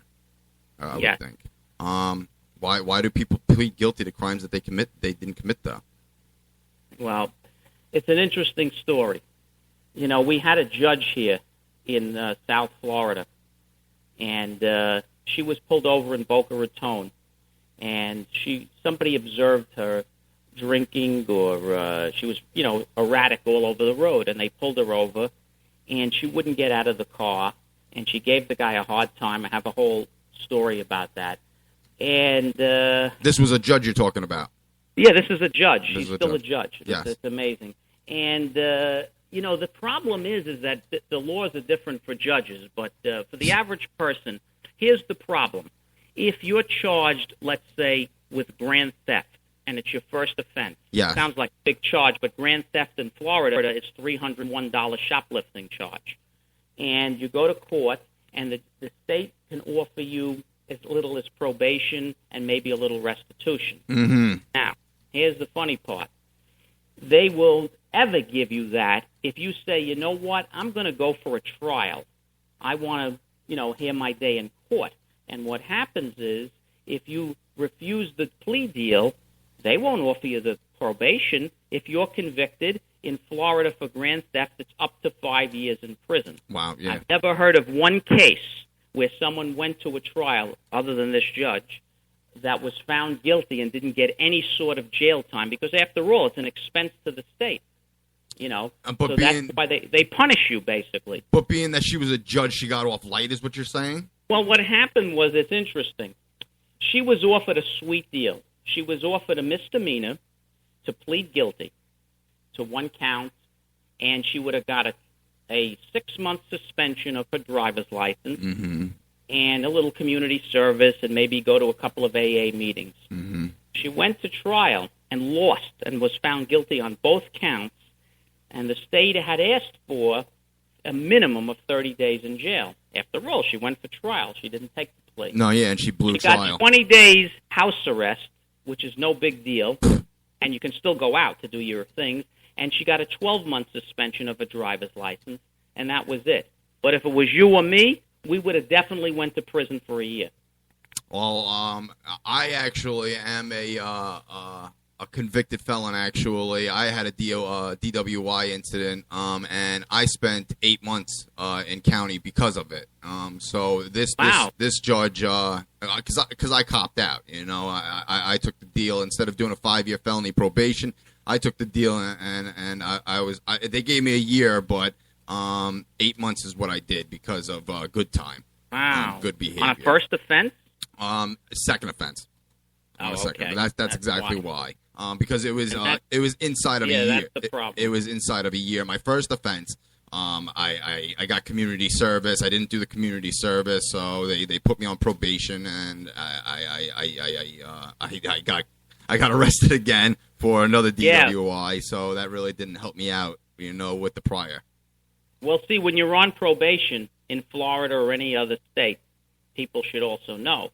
If you violate the probation and you get arrested, it's a mandatory no bond hold until you see a judge. Until you see a judge. You cannot bond out. You cannot bond out at all. I have a whole section in the book on the rights you have when you're on probation, and you wouldn't believe how many people don't realize how easy it is to violate their probation. And when you violate your probation, you're going to lay in prison for probably 90 days, whether you did it or you didn't do it if you're arrested. If you're arrested or not. No, I understand. But why would someone carry a bondsman's business card on them at all times? I'm just reading off of one of the questions that you have on your website on wronglycharged.com. Yeah, okay. Well, it's like having a doctor in your wallet, basically, because, people don't realize. I had a friend that got pulled over for a traffic stop. Yes. And he paid his fine, and the court ordered him to go to a 3-hour driving school, which is very common. But when it's court ordered and you don't go, he actually went. But before systems got computerized, they used to give you a little slip. Mm-hmm. And with the little slip, you had to bring it down or mail it in, and that's what he did. He mailed it in, and everything was fine. He paid the fine. Everything was good. Well, evidently, some clerk failed to put it into the system. Mm. So basically, as far as the court was concerned, in his case, he didn't comply. So he was actually driving around with a suspended license, which is a misdemeanor. Yes. He got pulled over again for another traffic stop 6 months later, and this guy never did anything wrong in his life. Got pulled over. All of a sudden, they're pulling him out of the car, and they said to him, "You're under arrest. The car's going to be impounded." He said, "For what?" He says, "Suspended license." And the guy didn't know what to do. He says, what do you mean? The police don't tell you. They don't know why you're, all they see is a suspended license. All they see on their computer They don't know that it was a simple thing that he didn't go to driving school, or he went through hell, and he didn't know what to do. He actually called me up because I'm very familiar with how the system works. Yes. And he had a small bond that was $100, mm-hmm. and I was able to help him out with it. But if you have a bail bondsman's card and you ever get arrested, because you don't get a phone call until after you're booked, yes. which people don't realize. When they take you into custody, there's that old myth, you've got one phone call. That phone call is within 8 to 10 hours after the charges are brought to you. Then you're allowed one phone call. And that's after you get arraigned also. If they let you make it. If you have a big mouth, they might not even let you make the one phone call. It's better to shut your mouth. It's better be to a bondsman, because unless you have the money on you or have a relative, they're not going to let you sit there and make 5 phone calls. No, of course So I always say to somebody, if you keep a doctor's card in your wallet, keep a bail bondsman's card. You never know when you can get pulled over. It could be a mistaken identity. If you have a name like Smith, if your last name is Smith, okay? Mm-hmm. There could be another person with a name. There could be a warrant out, and it's a mistake. But in order to get yourself out quickly, and there are ways to get out very quickly. Most people spend between 16 and 24 hours in prison. And there are some tricks that I actually outline in the book, how to get out of prison in less than 6 hours. And that's how I actually didn't get arrested. When I found out that there were charges against me, I called my bail bondsman, and I let him know. And I was able to find out what the charges were and what the bond amount was, so that I could actually go and surrender myself and not have to go through the rigmarole of how the system is and, being put in handcuffs. I actually surrendered myself. Yes. And he was waiting there, and I was actually out in less than 6 hours, which is amazing, especially in Palm Beach County. Oh, yeah. What was your bond? It was $19,500 on those kind of charges. Okay, and you got it. Money laundering, people don't realize in Florida, money laundering is not like you own a washing machine store and you're doing cash and you go ahead and you're laundering money for another business. That's like federal money laundering. In Florida, it's a new charge. Everybody that gets arrested is a money launderer, because the definition of money laundering in Florida is you made money off an illegal activity. So if I was found guilty of organized scheme to defraud, then I'm a money launderer, because I made money off an illegal activity, and I was facing 20 years in state prison if I went to trial. But your business was a legal business. Of course. That's what I don't understand, is why would they convict you of money laundering, because you were making it legitimately. Yeah, but see, like I said to you, what you don't realize is money laundering is not federal money laundering. Florida has this crazy money laundering law. Okay. And the way it works, if you're found guilty of any type of a crime that's an illegal activity where it involves money, for example, if they could have said to people, organized scheme to defraud is another ridiculous statute in Florida. It says if you misrepresent yourself. So basically, if you were the customer and you called me up and said, is this ABC locksmith? And I said yes, but I'm not the ABC locksmith you thought I was. So I came out there. A jury might not like what I did because I stole business from the other from your competitor, basically. Right. So they could say, well, you know what? This guy wasn't nice. He did this to 3 companies. He misrepresented himself, even though I didn't, because we had the name registered. So now I'm guilty of organized scheme to defraud. Well, if I'm guilty, that means I made money off an illegal activity, and then I'm automatically a money launderer, which is a second-degree felony. It's an amazing concept. It's a scary thing, that money laundering charge. Everybody in Florida now that gets arrested, if you've been watching the news, they always add that money laundering charge. It's a new thing because it adds like 15 years in prison. Wow, it does. Yeah, because in most cases, it's a second-degree felony. It's a serious charge, money laundering. Yeah, it is. I can understand that, especially down here. Now, is there any way to erase the conviction off of your record if you plead innocent or if you're found not guilty? Well, here's how you can do. There's a couple of things you can do. If you've never had a case, Florida, fortunately, is one of the few states that allow what's called sealing or expunging. Okay. One is as good as the other. Sealing basically means the record is completely sealed. It'll come off all internet, and the only time it can be used is if you're in a child or something like that, a child-type care or something like that, they can look into it. Yes. Expunging, they physically destroy the record. And whether the difference is violent or non-violent, like it doesn't matter. Well, it does. It There's does. certain cases, like, for example, unfortunately, DUI cannot be sealed or expunged. That's one of the charges, kidnapping, murder, rape. But, for example, in Florida, if you pled guilty or no contest to grand theft, which basically, like I said, is only $301 shoplifting, and it's your first offense, and you've never been arrested before, they'll probably offer you what's called an adjudication withheld, which for all, it's like no conviction, so to speak. For all intents and purposes, it's you're pleading guilty to it, but they're withholding the conviction. After you complete your terms of probation, because there's always going to be probation involved, if you have never been adjudicated guilty of any other crime in any other state, you were allowed one time to seal or expunge a conviction. One time, that's it. One time, and it can only be once. It doesn't matter if it happens in another state. So basically, you can apply for $75, and you got to get some paperwork. Yes. And I teach people exactly how to do that, and you can have the case sealed or expunged, and you can lawfully deny that you've ever been arrested. And there's documentation that you need to show that you're you got a job, you have an apartment, that you're paying your bills, that you're paying your taxes. Nope, you don't need any of that. All you need when you apply is a copy of the certified disposition, which shows that the adjudication was withheld, and then you have to apply to whatever state you're in. In his case, it's Florida. To the Florida Department upstate, they give you a form, and you have to be fingerprinted, and it takes a few months, and they give you what's called a certificate of eligibility, which basically means you're eligible.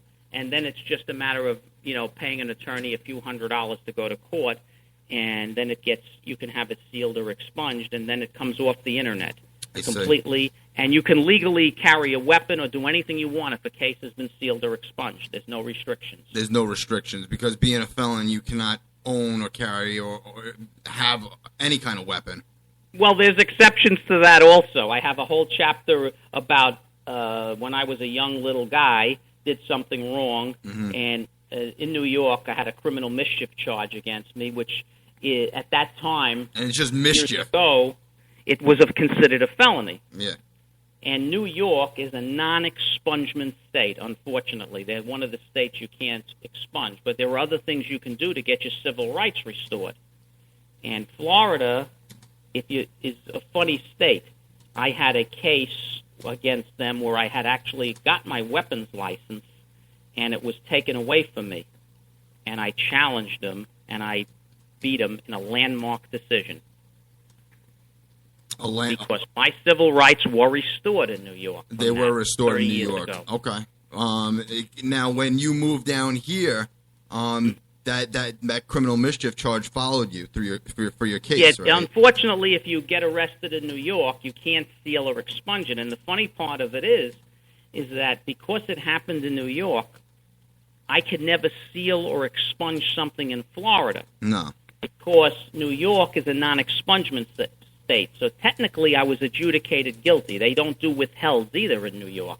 So there's no way, if you have a charge in New York and then you get arrested in Florida, even if they give you a withheld in Florida, you can't expunge the Florida one because of your New York one. They don't do withheld in New York, unfortunately. It seems like you did your research on a lot of the laws that are that pertain to your situation. I guess after being convicted of these charges, you started doing a little lawyering for yourself. Yeah, well, I'm actually I've won that landmark decision, and which everybody was amazed. It made Westlaw because when I lost the first appeal, I filed with the 4th District Court of Appeal. I actually have the opinion in my book. I actually was so proud of it to beat the state of Florida that I actually put the opinion that was issued by the Court of Florida in my book, the actual mandate and reversal. And it was a major accomplishment, because everybody told me, you can't do that. I says, well, I read the law very carefully, and the law says in Florida you may not possess a firearm if you're a convicted felon. But it also says this statute shall not apply if your civil rights have been restored, plain and simple. And they tried all kinds of nonsense saying, well, your civil rights were not restored in Florida. Well, how could you restore my civil rights in Florida when they were never taken away? They were taken away in New York. They were taken away in New York, not in Florida. It took 2 years, but I don't give up. No, yeah, you stuck with it. I don't give up that easy. No, I can see you're a very persistent individual. I should have been an attorney, my mother said. That was my next question. Are you going to be a paralegal at one point in your life? I'll hire you. You know what? I would love. I love criminal law. Yes. I actually have some attorneys that call me up to research certain because I won that case and they can't believe that I actually beat them. No attorney, by the way, wanted to take that case. They all said it was a loser. I actually found a young lawyer, which I had contact with a few weeks ago. She moved away from Florida. She just got out of law school. Mm-hmm. And she said, David, this case can't be won. She says, but I'll charge you $500. You did all the legal work, but to file a brief, I didn't know how to do that. And she did it. And I'll never forget that phone call on Christmas Eve in 1989, how she called me up. Because, obviously her name is on the opinion. On the opinion card, yeah. On the opinion and it was board. an amazing opinion. It made the front page of a lot of newspapers because, here's a little guy that beat the state of Florida in a landmark decision. And, of course, I made the newspaper again. Oh, yeah, a front page on Well, it wasn't front page for that, but they made a big thing about it on the news because they started doing things about convicted felons, having a weapon. A convicted felon, there's different types of convicted felons. Criminal mischief, as far as I'm concerned, is not a major crime. No, I wouldn't think it's a major crime. I would think it's criminal mischief. You're a kid at the time. Yeah, I mean, it wasn't like I was arrested for armed robbery or something, and now I'm carrying a weapon. That's like trespassing. Like trespassing. They're acting as like a burglary. Now, I know in New York, trespassing, it's a pretty heavy offense over there. Yeah, well, here too, they make, unfortunately, when you're arrested, the police can make any charges they want. And they can make it to where certain charges, for example, like burglary in Florida, is a life felony. You can get up to life in prison. Wow. And that's a non-bondable offense. Yeah. You actually have to sit in prison and wait till the judge hears the case. And God forbid you have any priors, you probably will sit in jail till trial. Even if you didn't do it. And That's the thing people don't understand. And trial could be 3-4 months from when you get arrested. Yeah, unfortunately, it could be. You have to go, and it costs you a fortune in legal fees. Yeah, and a fortune in legal fees, yeah. The average person that gets arrested doesn't have access to the big funds that some people do to hire the number one attorneys. Which brings me to my next question. Do you believe that public defenders, legal aids, do you think that they're more for the county or the state instead of their their client, which would be the defendant? Actually, no. The public the defenders are actually pretty good. And one of the guys that was arrested, he started out with an attorney, and it got very expensive, and he wound up hiring the public defender he used, and he did pretty damn good. He did very well. He did very well. But it was they really help their clients. Unfortunately, they don't make a lot of money, and I think they do that as an apprenticeship before they become partners in a law firm, or if someone else wants to hire them. But most of them are actually pretty good. I've heard of people that used legal aid that got just as good of defenses, unless it's a murder trial or something like that. Because don't forget, when you work with legal aid, you actually work in the state attorney's office. So if Joe is the state attorney, you probably work next door to him. And you go in and you talk to him and say, hey, I got a client here. He never was arrested before.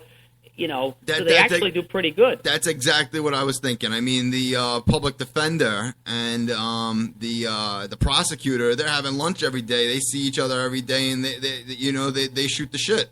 They're basically so it's friends. It's not that bad, the legal aid. I mean, obviously, if you're on trial or you got arrested for something very serious, they're going to be less apt to help you out. But if it's a small crime like shoplifting and it's your first offense, the jails are full and they usually want to offer probation, which is okay. Probation isn't a bad thing if you can comply to the terms. If you violate the probation, it's not a good thing. Probation down here is a system that is set up to lock you back up. No matter what you say, they've got that. You can't even have contact with a police department. Like, let's say my neighbor gets in an incident and my name goes in a report. That's a violation of my probation because I was correct. Contact with the police. You really got to stay out of trouble. Yeah. Which is... It can be done if you follow the rules. Okay, I've been on probation before, and I've never violated probation because it's very simple. If you live in a county and you're going to leave the county, pick up the phone, call the probation officer, and say, hey, listen, is it okay? I'm going to have to run and do some errands over here. I just want you to be aware. If I get pulled over for a traffic stop and it comes up in the system, you were aware I was there. But most people figure, I'm not going to do that. That's where they screw up. Yeah. Violations like that cause people to spend 90 days in prison when they know what they're doing is wrong. No, I mean, when you get placed on probation, you're given a set of rules and you have to follow them. But when you're on probation, you are giving up most of your rights. Basically. Correct. You're giving up most of your rights. Basically, you can't take a piss without asking. Without your consent, can come to your home, your vehicle, or yourself and search you. And if you say no, it's a violation of probation because you're giving them the right to search you or do anything they unauthorized and unannounced. They can come to your home. I've had it happen. Yeah. They can come to your home, and if you cooperate and there's no find any drugs or anything, you're fine. Are you still in the locksmith business after all this? Well, not really. I'm helping. I actually sold my locksmith business to somebody because I was busy writing the book, and I help them out from time to time. But I spent so many hours and researching to do this book to make it so perfect. It was amazing. I mean, people that actually became available now as an ebook before the actual print release, and I've had hundreds of phone calls already. They give you actually a free chapter online to read, and it's amazing how many people enjoyed it. When is it going to be released? We're hoping within 8 to 10 weeks for the print copy, but you can download it at Amazon now for $8.99. The Nice. book is available. Very nice. When did you start writing it? Did you start writing it as soon as you got done with Yeah, I actually started in April of last year, and I finished it in November. Nice. And Wow. It was a lot of work. That's a lot of time sitting in front of a keyboard.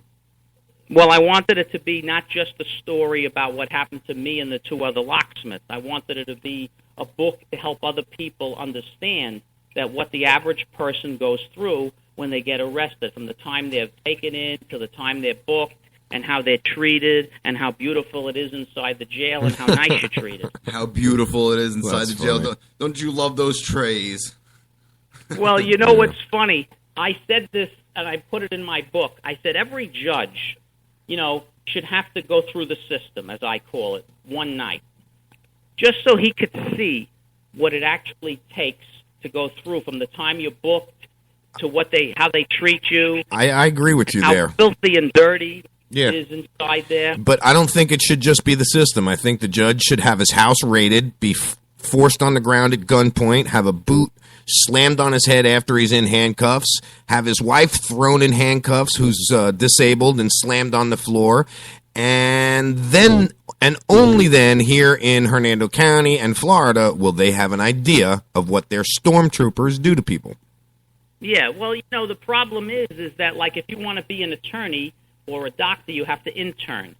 So I always said a judge should actually, I'm not saying he should be put in a cell with other criminals. He should actually have to just, one night go through the booking system and see what it actually entails. And then maybe he wouldn't be so apt to throw someone in jail for a minor offense. No, I think like charging somebody. It should have been a civil matter, but unfortunately, right? Like charging people with first-degree felonies for cultivation of cannabis, possession of cannabis, possession of this, that, and the other thing when they really only had misdemeanor amounts. Right, and the problem is until you get it down filed, you got to call a bail bondsman. And hopefully it is a bondable offense. If it's not trafficking, if it's possession, you can bond out. But they're trying trafficking. Even if they dismiss the charges against you and your bond was $10,000, the bondsman keeps $1,000. They don't say to you, "Here's your $1,000 back," because we dismissed the charges. Well, that's the same thing. If you pay cash to bail yourself out, you get 10% taken out automatically. It's a lose-lose situation, no matter what. Definitely. Yeah, you can't win. Nope. Even if you're, what's really, that statement that you just made, you can't win.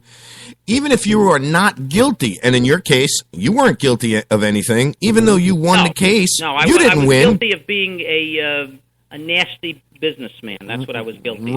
Right. Exactly. Now, would you say that forced you to sell your business because you couldn't do business just because of your name at that point? And if anyone saw that you were... the funny part of it is people don't care. Nope. When this detective got involved in this case, it was amazing. He went through my checking account. Wow. And he called 150 people on the phone. Mm-hmm. And out of the 150 people, about 80 of the people said to him, "We couldn't care less." Because we got a lock job done. Yeah, you got a lock. There were some people that were angry. Yeah. But the problem is what this detective did was he didn't call up and say, "Tim, he called him up and said, "You were misled. The guy may keep a key to your house. Maybe you should change your locks." You wouldn't believe what the guy Oh, and that's not right at all. At that point, they're making you look like a scumbag when you really are not. Well, of course, if you were the other company, you would think I am. Let's face it, I'm stealing some business from you that you have, built up your trade name, and I'm stealing some of your business.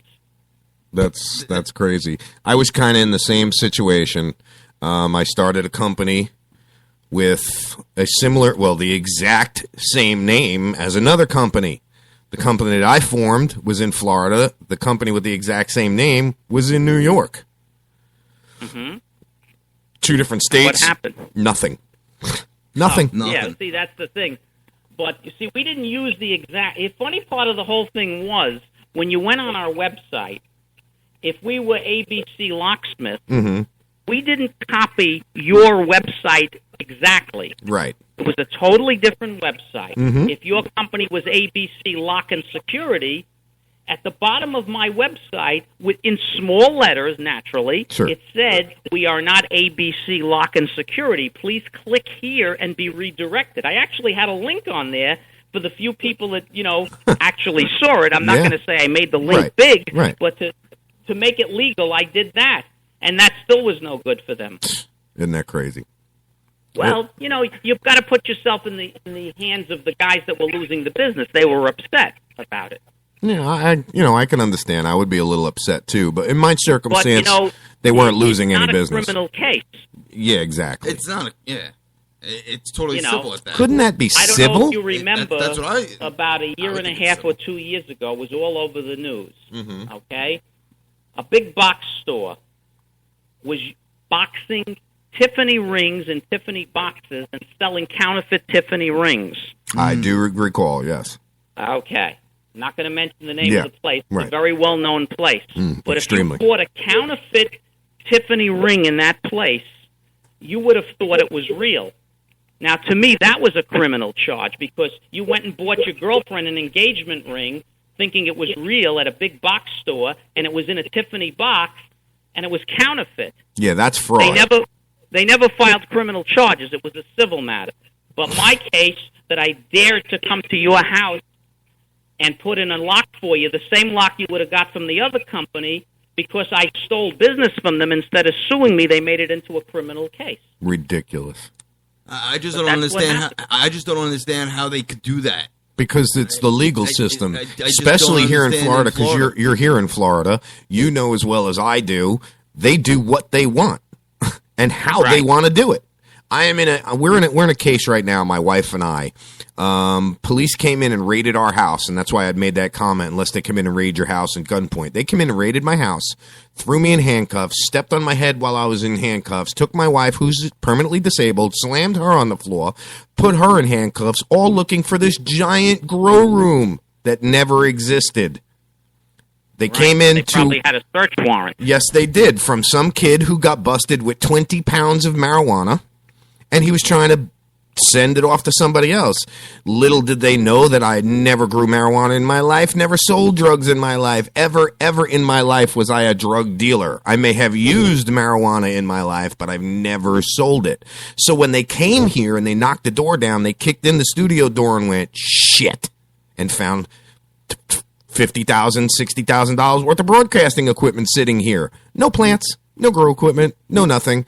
They looked a fool. So then I took it the next step further and keep making them look a fool and keep challenging them, and I won't lay off of them. I let the sheriff's department know they fucked up, pardon my French, and I'm going to be the one who shows the world. To me, it's a matter of not letting them bully me at this point. You know what I mean? If you know you're right, just like you knew you were right, you stood up for what you believed in. As long as you know you're right, you could stand up and prove that you're right. Do it. Do not let them bully you, because that's what they're going to do. Well, see, in my case, I was afraid, and that's why I was the only one that actually took a small plea in the case for misdemeanor, because I looked at it like this. The juries are made up of human beings, and if there are 6 people on the jury that are business people, and they said, boy, this guy had the nerve to steal business from these few companies, they could have actually returned a guilty verdict.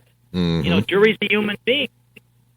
So I was afraid of that. And then if that was the case, I'm a money launderer, too. Oh, yeah, exactly. So, when they offered me a very, very small plea with a withheld adjudication on top of it, I said, you know what? I'm not going to spend another $50,000 for a trial. and possibly lose. There's always a chance you could lose the case. There is that chance. Same with our circumstances. See, but I'm not going to back down. I know they don't want to go to trial. I know they don't have a case. So I'm going to trial. I want it all the way. I want to go for it all the way. Chances are we're going to get to the day of the trial. They're going to offer us a deal or drop the charges. Either way, Right. either way, I'm going to they spent my money. Now I'm going to spend theirs. Yeah, well, the problem is when you do that, if you do lose, they always ask for prison time. That's fine. That's fine. You know?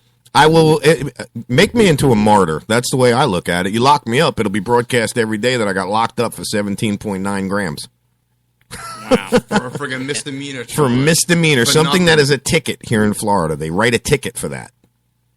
You see, the funny part of it is if you got caught with marijuana in New York, a small amount, they probably wouldn't have even arrested you. But Florida is more the drug state. Yeah. Now, if you get caught with a handgun in New York, forget it. Oh, you're done. Yeah, you Which, I mean, if you don't legally, if you shouldn't have that handgun, I believe in that because it's not the guns that kill people. New York City to try to get a license to carry a gun. You know how hard it is up in New York to get a license there? Do you know that I actually unbelievably had hard. a New York, still have it, but it's expired. I actually had a New York City carry permit. Really? And people looked at me when I said that and said, "How did you get that?" I was very persistent.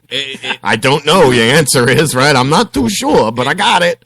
It's really And hard it was amazing that I actually got it. But I actually, now I have a son, and I don't keep any weapons in the house because Same with us, yeah. I don't want any accidents. Yep. So I actually got rid of all my weapons because even though I still have the license, he's only 8 years old, and I didn't want to have any weapons around. No, I agree with you on that one. I mean, I have what, a pellet gun and a knife. Woohoo! Yeah, You know what I mean? I'm not allowed to keep any of that stuff around anyway with my current misdemeanor probation. Being that you're on probation, you can't A carry pellet gun is anything. not a firearm, though.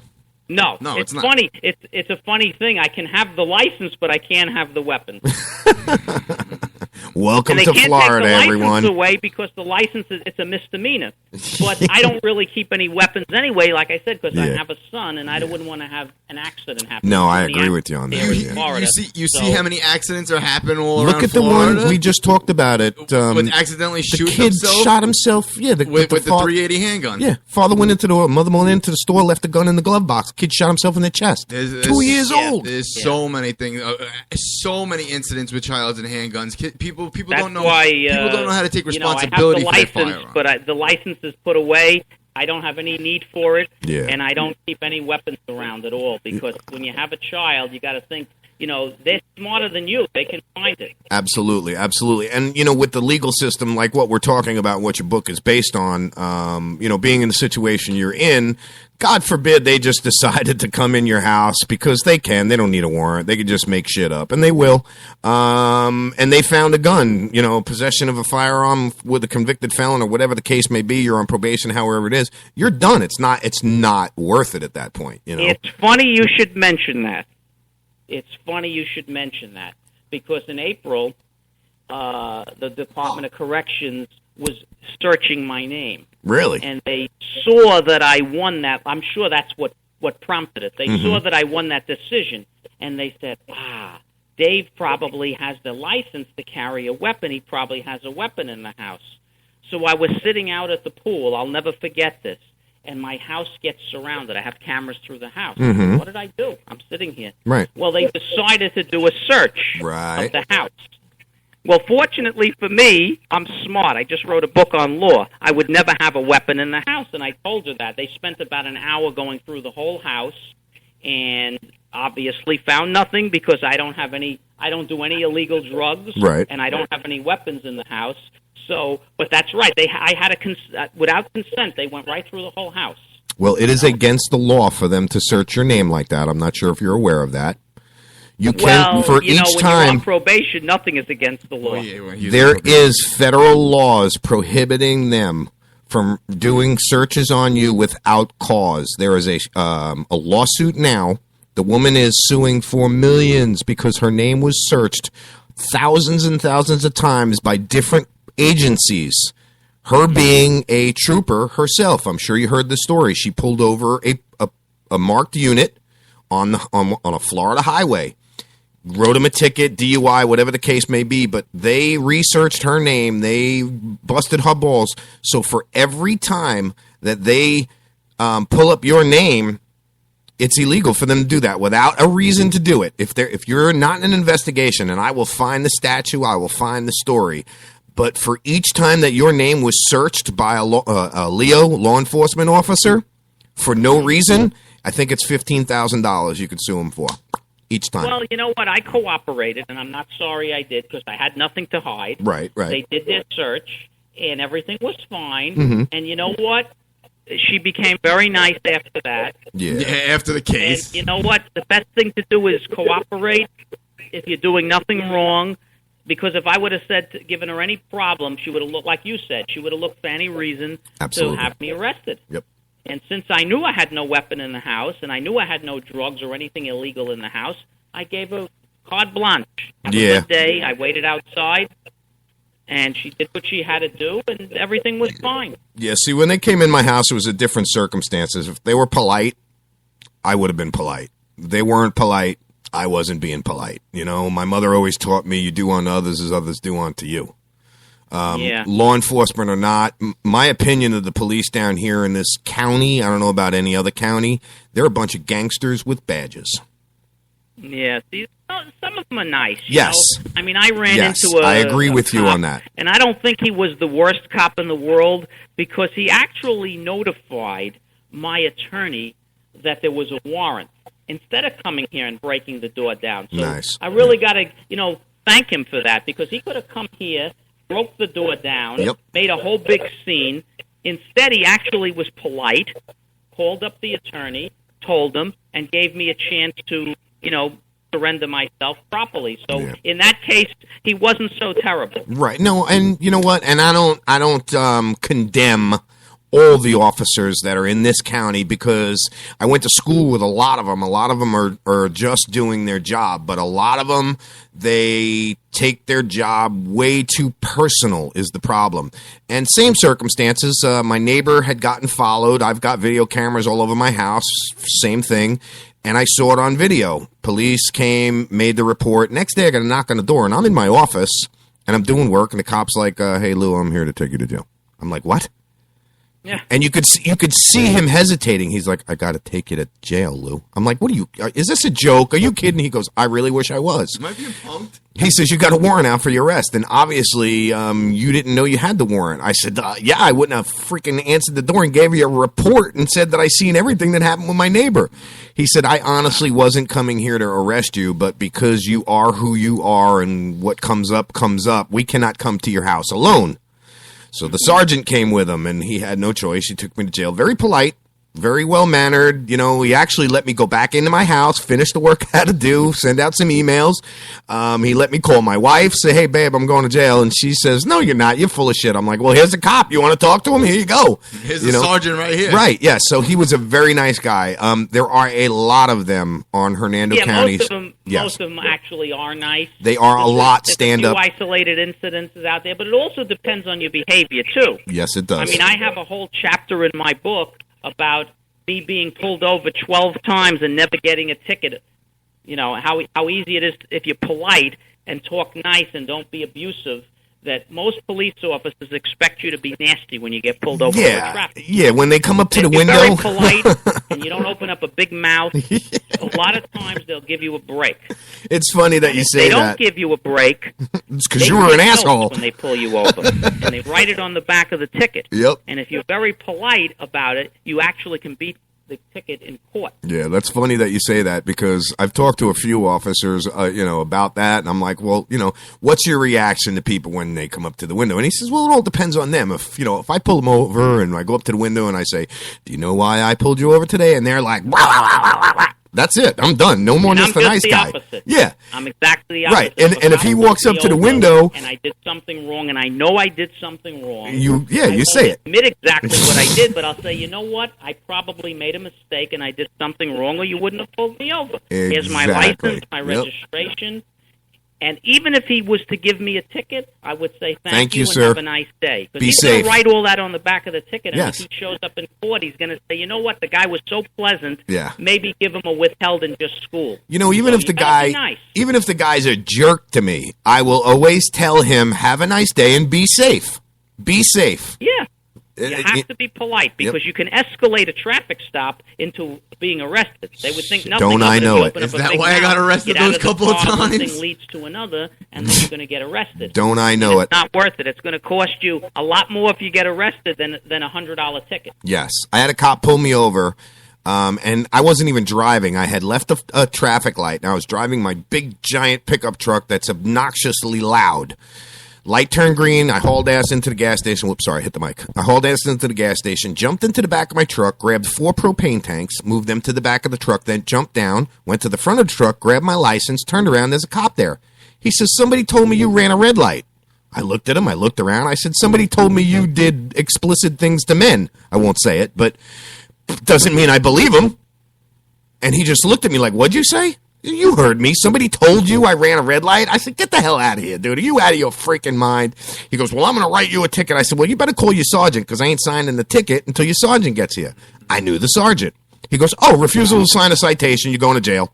Grabbed Yes, my you'll arm. go to jail for Yeah, that. grabbed my arm, and I looked at him. I looked down at him, and I said, "Dude, you better call backup."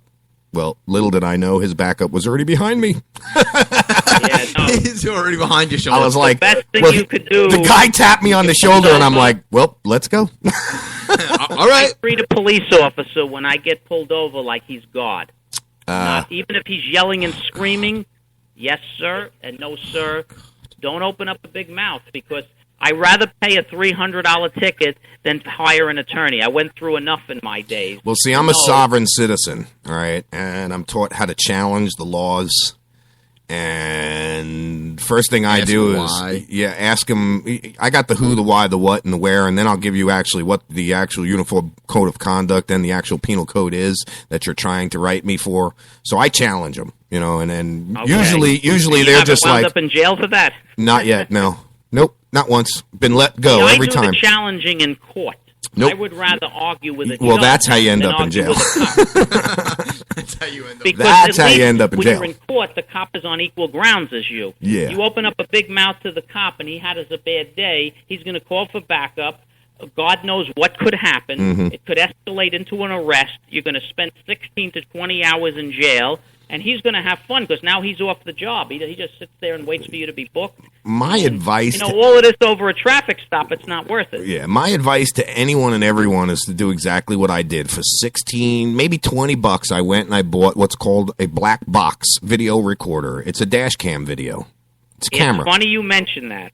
I have that in my book also. Yes. Because I have had a one police mounted in the officer front. pull me over. Yep, one mounted in the front, one mounted in the rear I of my wasn't car. wearing a seatbelt, he said. Mm. And I said, no problem. I says, I have a dash cam in the car. I said, if you want to write me a ticket, we'll go to court and we'll show the video. And Yep. as soon as I told him I had that, he goes, you know what? And I must have made a mistake. Yep. The first thing I do is I turn the camera to the window and I say, "Good day, officer. How are you today? I would just like to let you know that this interaction is being recorded, audio and video, for your protection and mine." Their first question is why do I need to be protected? My answer to that is because I don't know who you are and you don't know who I am. And they understand that. They understand that. This is for your protection as well as it is for mine.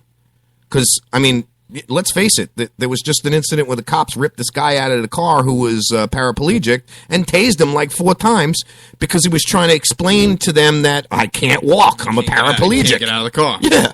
So they tore him out of the car. They tased him, smashed his head on the ground. I mean, So the best thing you could do is to videotape, whether you're doing right or not. It is for their protection and yours because you don't know. They could come up to you, like you said, having a bad day, project that to you already, you know what I'm saying? And then it just escalates from there. You don't really know. Yeah, well, that's why politeness is the best thing when you get pulled over because they can't do anything if you're polite. No, and it pisses them off even more. Well, I got a ticket once, which I beat, and I was real nice to the cop, and I said, thank you and have a nice day. And He never showed up in court, and I was able to beat the ticket. Yeah, chances are they To don't. be sure, if I was nasty to him, he would have definitely shown up and made it known. Yeah, definitely. Now, we talk about this a lot on the show about the body cams that the cops are holding, are carrying nowadays. What do you think about them, Dave? Well, it's actually probably good for you, because this way, if they do anything that's wrong, it works both ways. But now, Because if they have a video. But now, of do you think what they they're would? doing. Do you think they would use if you were in the right during an incident with police, a law enforcement officer, and they're going to use this in court? Do you think they would actually use that video in court if you were in the right? No, it would disappear. They would disappear. That's what our beliefs are. Possible, but I would think that if his sergeant knows he had it on there, that video disappears. It could be subject, Just like the surveillance I have on my house when they came in and raided my house. They disconnected all my cameras and the recording device that keeps and archives everything. Why is that? Were you doing something you didn't want anybody to see? All of a sudden, half their body cam video disappeared. Well, hell, I've got a freaking editing program worth thousands of dollars that I can make these guys sing and dance like Mickey Mouse. I can make them say what I want too, So well, it's funny that you brought that up, because when they actually came to do that search at my house, they saw the camera system that I have, which is the most advanced IP camera system. It's the newest stuff. Yep. And she had actually asked me if there's cameras in the bedrooms and everything. And I said to her, there's cameras all over, which there are. Mm-hmm. And, I don't know what she was trying to think when she said that. I was wondering if something was going to fall out of somebody's pocket. Yeah. Guarantee it. Guarantee it. I just don't trust them, man. That would be the worst thing, is them planting something on you. And me catching it? Yeah, and you on catching camera? it. That would be the worst. Oh, my God. Oh, man. You'd see that on Bay News 9. I'd own the precinct. Because I knew when they came, I had nothing in the house. Yeah. But I didn't want something to magically appear. Well, yeah, absolutely, and I don't blame you for that, and that was one of the reasons why I put cameras in my. And the real reason I put cameras on my house is because Craigslist, right? Yes. I had put out one of those old stupid pools that you blow up. You buy from Walmart. You blow the ring up, and then you fill it up with water, and you got an instant pool. We put it out as what's called a curb alert. Well, they came and took the pool along with my kayaks that were on the side of the house. So I said, okay, all right, time to put up cameras all over the house. 16 camera system on the outside, 18 camera system on the inside. You ain't robbing me now. That's really good. The cameras, that I have are the new technology. They're called IP cameras. They work off the internet. Yep. And you can actually look at them off the iPhone when you're not home. The problem with those cameras, and I found this out the hard way, is if there's somebody smart enough, and you really don't even have to be that smart, that gets the IP address of those cameras, I can watch everything that goes on your cameras. I can actually control your cameras. So that's the problem I have with IP cameras. Yeah. Oh, okay. If it's a closed system, it's a different story. But when you're broadcasting that over the internet, anybody can see it. And if you know what you're doing, all you need is what's called a microwave receiver. And I got everything.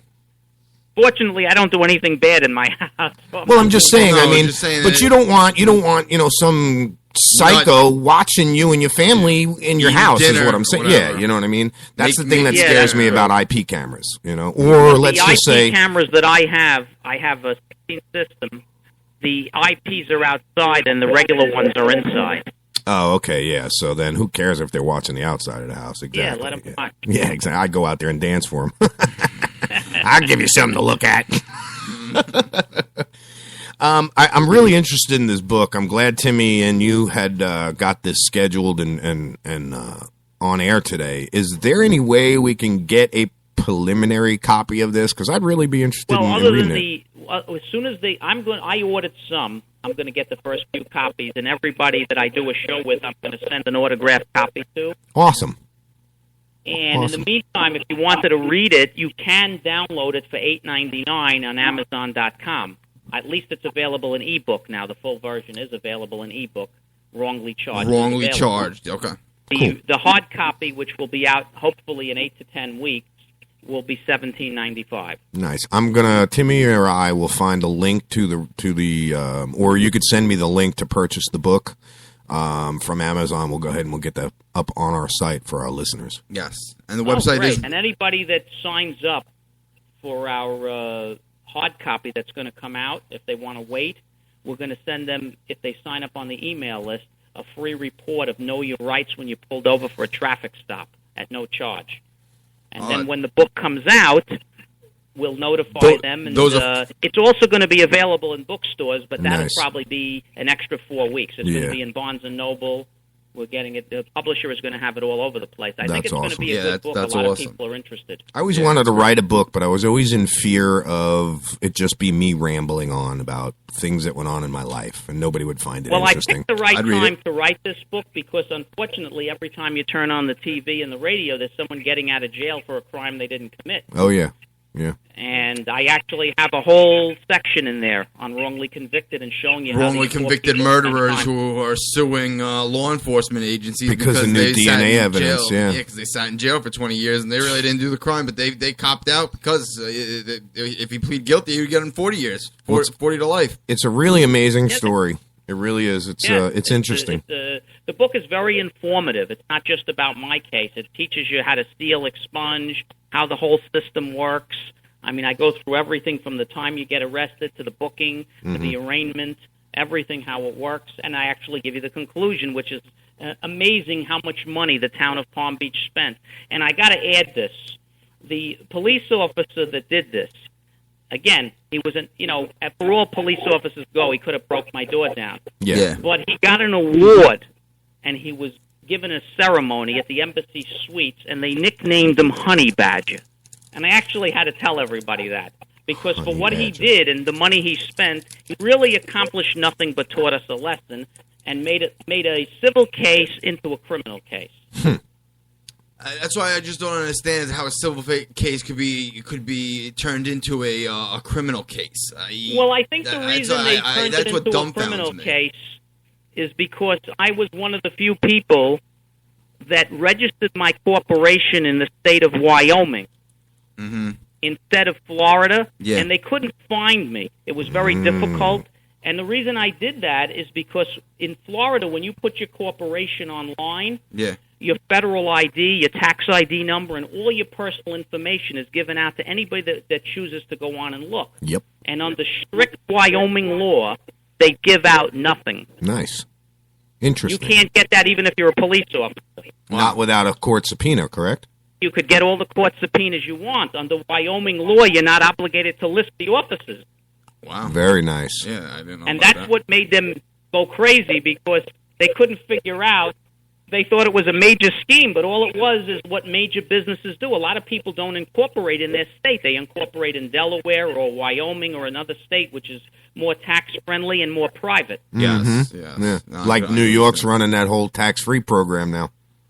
Yeah. In Florida, unfortunately, if you have a corporation, your home address is on there, Public your domain. tax ID number, which a lot of people don't realize, your federal ID number on a business account is the same as your Social Security number. Yeah, of course. You can actually access somebody's checking account if you know the last 4 digits of the tax ID number. Oh, yeah. Oh, I know. It's the same as the Social Security number. They should block that, but they don't in Florida. And that's the reason And there's no recourse. You have no legal recourse to that either. You can't, because it's the way they do things, you can't say, well, hey, I'm going to sue you or whatever because you're divulging my information. It's just, no, you can't. No, unfortunately, Florida corporations are open to the public. That's crazy. That's something that I did not know. I mean, I know you can go on sunbiz.org and search any corporation, but I didn't realize that all your personal information. Well, I knew my personal Sure, it has the registered agent, the office's names and home addresses if you put it on there, and then there's a spot that says tax ID number, which is your Florida tax ID number, which technically is the Social Security number of the business. And it's connected to your personal. And if you know that, and you call up a person's bank, you can actually get their bank balance and everything like that. Sure, because you know the tax ID number. That's horrible. That is actually and that's why I didn't register my corporation in Florida. Makes me they think give out now. Too much information. Makes me think, do I want to dissolve Kennedy Studios here in Florida? Register in Wyoming. Wyoming is the best state to I'm incorporate. telling you, man. I'm telling you, yeah. I mean, it's ridiculous. I can't believe that. That's wicked. Yeah, I could teach you a lot. I'm very good with law. No, yeah, I can see that. I tell you what, you know, my lawyer, I don't know if you ever heard of my lawyer. He's down there in West Palm Beach, Michael Minardi. The name sounds familiar. Yeah, he's a huge cannabis activist with the whole legalization of medical cannabis here in Florida. He's associated with Normal of Florida, with what else, babe? Help me out. There's so many organizations that he's with. You know, you and him would be a force to reckon with. Well, I tell you what. Well, I was lucky that I had a couple of real good attorneys that really, they became friendly with me. I actually acknowledged them in my book. And the bail bondsman, Mark Durkee, was one of the best bail bonds. Anybody here in South Florida, if they ever get arrested, Mark is there for you 24 hours a day. He's That's one of the awesome. best bail bondsmen. Yep. He's really good. Yeah, that's cool. I mean, so now the outcome of everything, charges dropped, or no? You had said you had basically took a deal, right? In my case, I did do a little plea. Mm-hmm. I explained the whole thing in the conclusion of the book. And the other two guys, well, let's put it this way. They wasted their money. Good. They wasted their money. But unfortunately, these guys one spent $25,000 in legal fees, and had a very good attorney. Yeah. In Miami, Jeff Weiner he's the best. Jeff Weiner, I've heard that name. Weiner is one of the best criminal attorneys in Miami. Yeah. You don't want to mess with Jeff Weiner. In Fort Lauderdale, I used Elliot Lupkin, who's also very good. Yeah. And in Boca, Tyler Hart, very good, very personable guy, young guy in his 40s, perfect. Nice. I mean, he does a real good job. He treats you like your family. Right. You know, yeah. hard to find a good attorney that really cares for you. Well, that's what I love about Michael Minardi, our attorney who represents us. You know, he represents me with everything as far as, you know, anything legal goes. He's not just my lawyer; he's my friend. You know, he's really good like that. That's good. Yeah, that's really good. Yeah, to find definitely. a good attorney that you know, I mean, I can pick up the phone and call any one of my attorneys just for a question. They would charge me anything. What? Let me ask you this, and if you can't answer it, then no big deal, because I don't want to give away anything about the book. For future references, and let's say you went back into business, what have you learned from all of this, basically, as far as doing business and well, I'll put it to you this way. My mistake with the business was I didn't have a Florida corporation, because what had happened was the fictitious names that I had registered were under a friend's name that was helping me. Mm-hmm. So they actually weren't under the corporation's name. If I would have had the corporation's name attached to the fictitious name, they would have never been able to take this into a criminal case. Wow. Yeah, I made a few mistakes. They were technical mistakes, but enough for them to cause me a lifelong horror. Yeah, no, I believe me, I understand that. That's for sure. David, I want to thank you for taking the time and talking about this. Because, I mean, this is, you know, the legal system here in Florida. A lot of our listeners are here in Florida. They live in Florida. And I really don't know the legal system in Florida. I didn't know how bad it was, actually. Tim's just moved here from New York, so thank God he's yet to experience anything. But he's watching my wife and I have to go through this mess day by day. We actually have a court date coming up Friday that I'm going to go and make a mockery of once again. But, you know, that's just, you know, me. Listen, you know, they're wasting my time, so I'm going to make them look foolish. Everything I can to make them look foolish. I'm going to make them look foolish. I challenge them at every time. The shirt that I wore last time had a giant pot leaf on it, and it says, I am a criminal. I mean, I am a patient, not a criminal. So I was told I can't wear that because, you know, it wasn't funny, the judge said. Well, I mean... Yeah, when you go into court, you got to be respectful. In reality, I can have a motion to have the judge dismissed from the case because of a biased opinion, but I'm not going to do that. I'm just going to wear another shirt that says, I'm a caregiver, not a criminal. And no, I'm a caregiver, not a drug dealer. Oh, that's what it is. I'm a caregiver, not a drug dealer. Yeah. So we're just gonna, yeah. It just aggravates me because they didn't like me to begin with. They're wasting taxpayers' dollars for fucking stupid crimes. They didn't like me to begin with because of my journalistic behaviors. I'm that journalist that, when somebody's laying bleeding with their head split open on the road and there's no yellow tape up, I'm running up taking pictures of it until you show me where my barrier is. And even then I'm going to push that because I have that right. I'm that journalist that has a drone that if you don't let me near the scene, I'll just fly my helicopter up above it. You know what I mean? And they don't like me because of that. And I've made it clear to them that you've pushed buttons. Now I'm going to push them back. So I'm pushing and pushing and pushing the system as far as I can push it, which is completely contrary to what your book is. And I understand that and what you advocate. But in certain circumstances, when you know you're right and you believe in your freedom and your rights as much as I do, I'm a sovereign American citizen. This legal system I'm going through is a corrupt corporate system. Our American flag does not have yellow fringes on it. Their American flag does. Their corporate American flag does. My flag does not. Like I say in my book, it's not innocent till proven guilty. Correct. It's guilt till proven innocent. You got to prove you didn't do it. Right. Unfortunately. Yeah. And a lot of people don't realize that. You're presumed guilty because you have to bond yourself out. You have to get an attorney, and you have to go through these expenses. And even if you win, you our lose. system is not designed to refund you the money you spent. Nope. Unlike in a civil case. Right. And that's why I plan on taking this all the way. Any deal you give me, nope, don't want it, trial. Oh, you want to set me? Nope, don't want it, let's go to trial. Oh, you want to dismiss the case? No, let's go to trial. You want to waste all the money you've wasted in me all that time? Even the police that were deposed said completely contrary to what they're trying to charge me with. You know what I mean? So it's a big joke at this point. It's a real big joke. They're trying to make an example of somebody who really, I mean, that's what they did of me. Yeah. Well, I won't roll over. And once it's all said and done, every bit of paperwork that I have, every name, every picture. I used to chase them around with cameras. They fail to realize that I have all their pictures. I know who they are. So you've seen them before. I've seen them before. I've had a few of them get in my face and tell me I can't be there. And I've told them, no, you're wrong. I can. Piss off. You know what I mean? And that's when I bring my press pass out and I show it to them because I don't, let it out. I don't take it out unless I have to use it,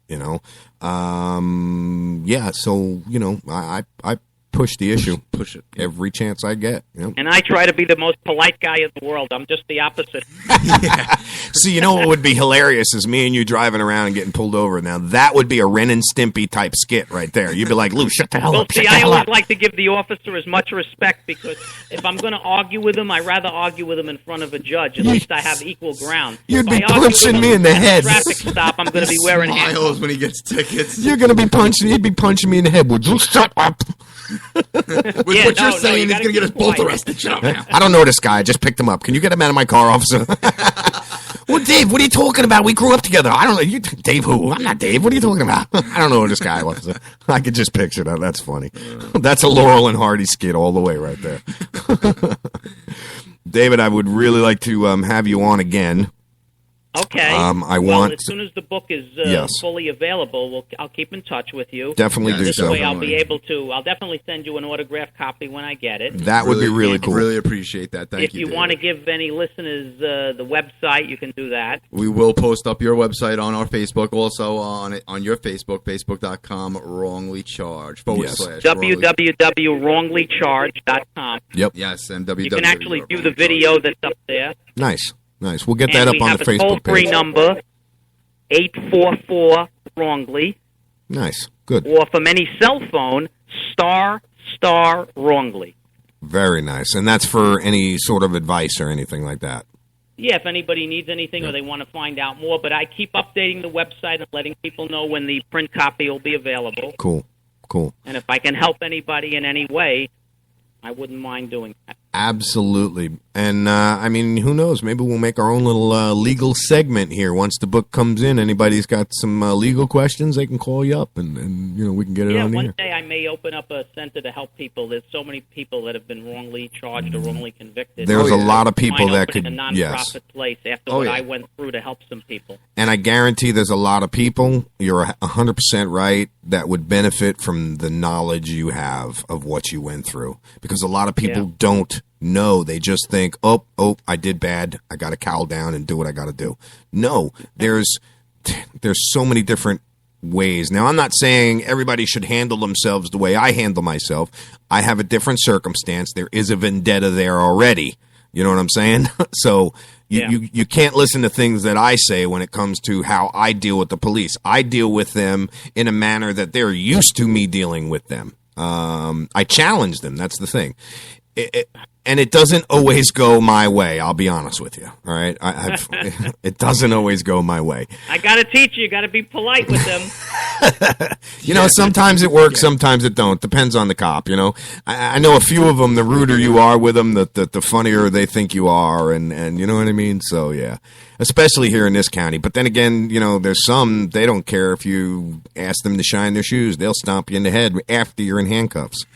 There's proof of that one. There is. There's a story going around, and you know there was journalists there. They put this guy in handcuffs. One of the officers that is in question on the case that's with me boot stomped this guy so bad after he was in handcuffs while the cameras were running that his eyeball popped out of his head. Yeah.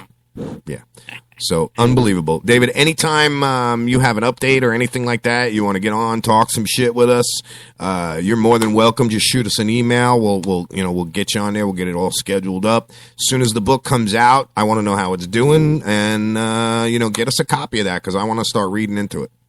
No problem. And like I said, if you want to, you can actually browse it. They actually on Amazon let you read Chapter 1 for free. Cool. If you go onto Amazon, they're actually giving the preview to get you interested in the book. Nice. Yeah, I'm definitely going to have to do that. You can download the ebook right now, and if you want to wait for the print book, they're talking 8 to 10 weeks it'll be out, and then in about 5 weeks later it'll be in bookstores. That's awesome. That is absolutely got a awesome. lot of interest. I have over 200,000 people viewed my YouTube video since October 20th. Wow, yeah. That's great. That's amazing. A lot of people that are interested. It's a hot topic right now. It is very hot with everything that's going on. That is for sure. That is for sure. So what I will do is I will send you a link to the Amazon that you can look, and a link to my website. Awesome. I look forward to it, sir. David, thank you for joining us today. I really appreciate it. I appreciate you taking out the time of your day and doing this for us. And like I said, anytime you want to come on, you don't have to wait for the book to come out. Anytime you got something to say, give us a call. You know, you're driving. The name of the show is Talk Shit. You're driving to work one day, somebody pisses you off. You want to scream and yell at them without them knowing, call us up. Scream and yell all you want. All right. We'll talk shit with you. Yes. You can see we're good Take on care. jumping on the Thanks for bandwagon. having me on. Yes. No problem, David. Thank you. You have a good one. Bye-bye. Bye-bye.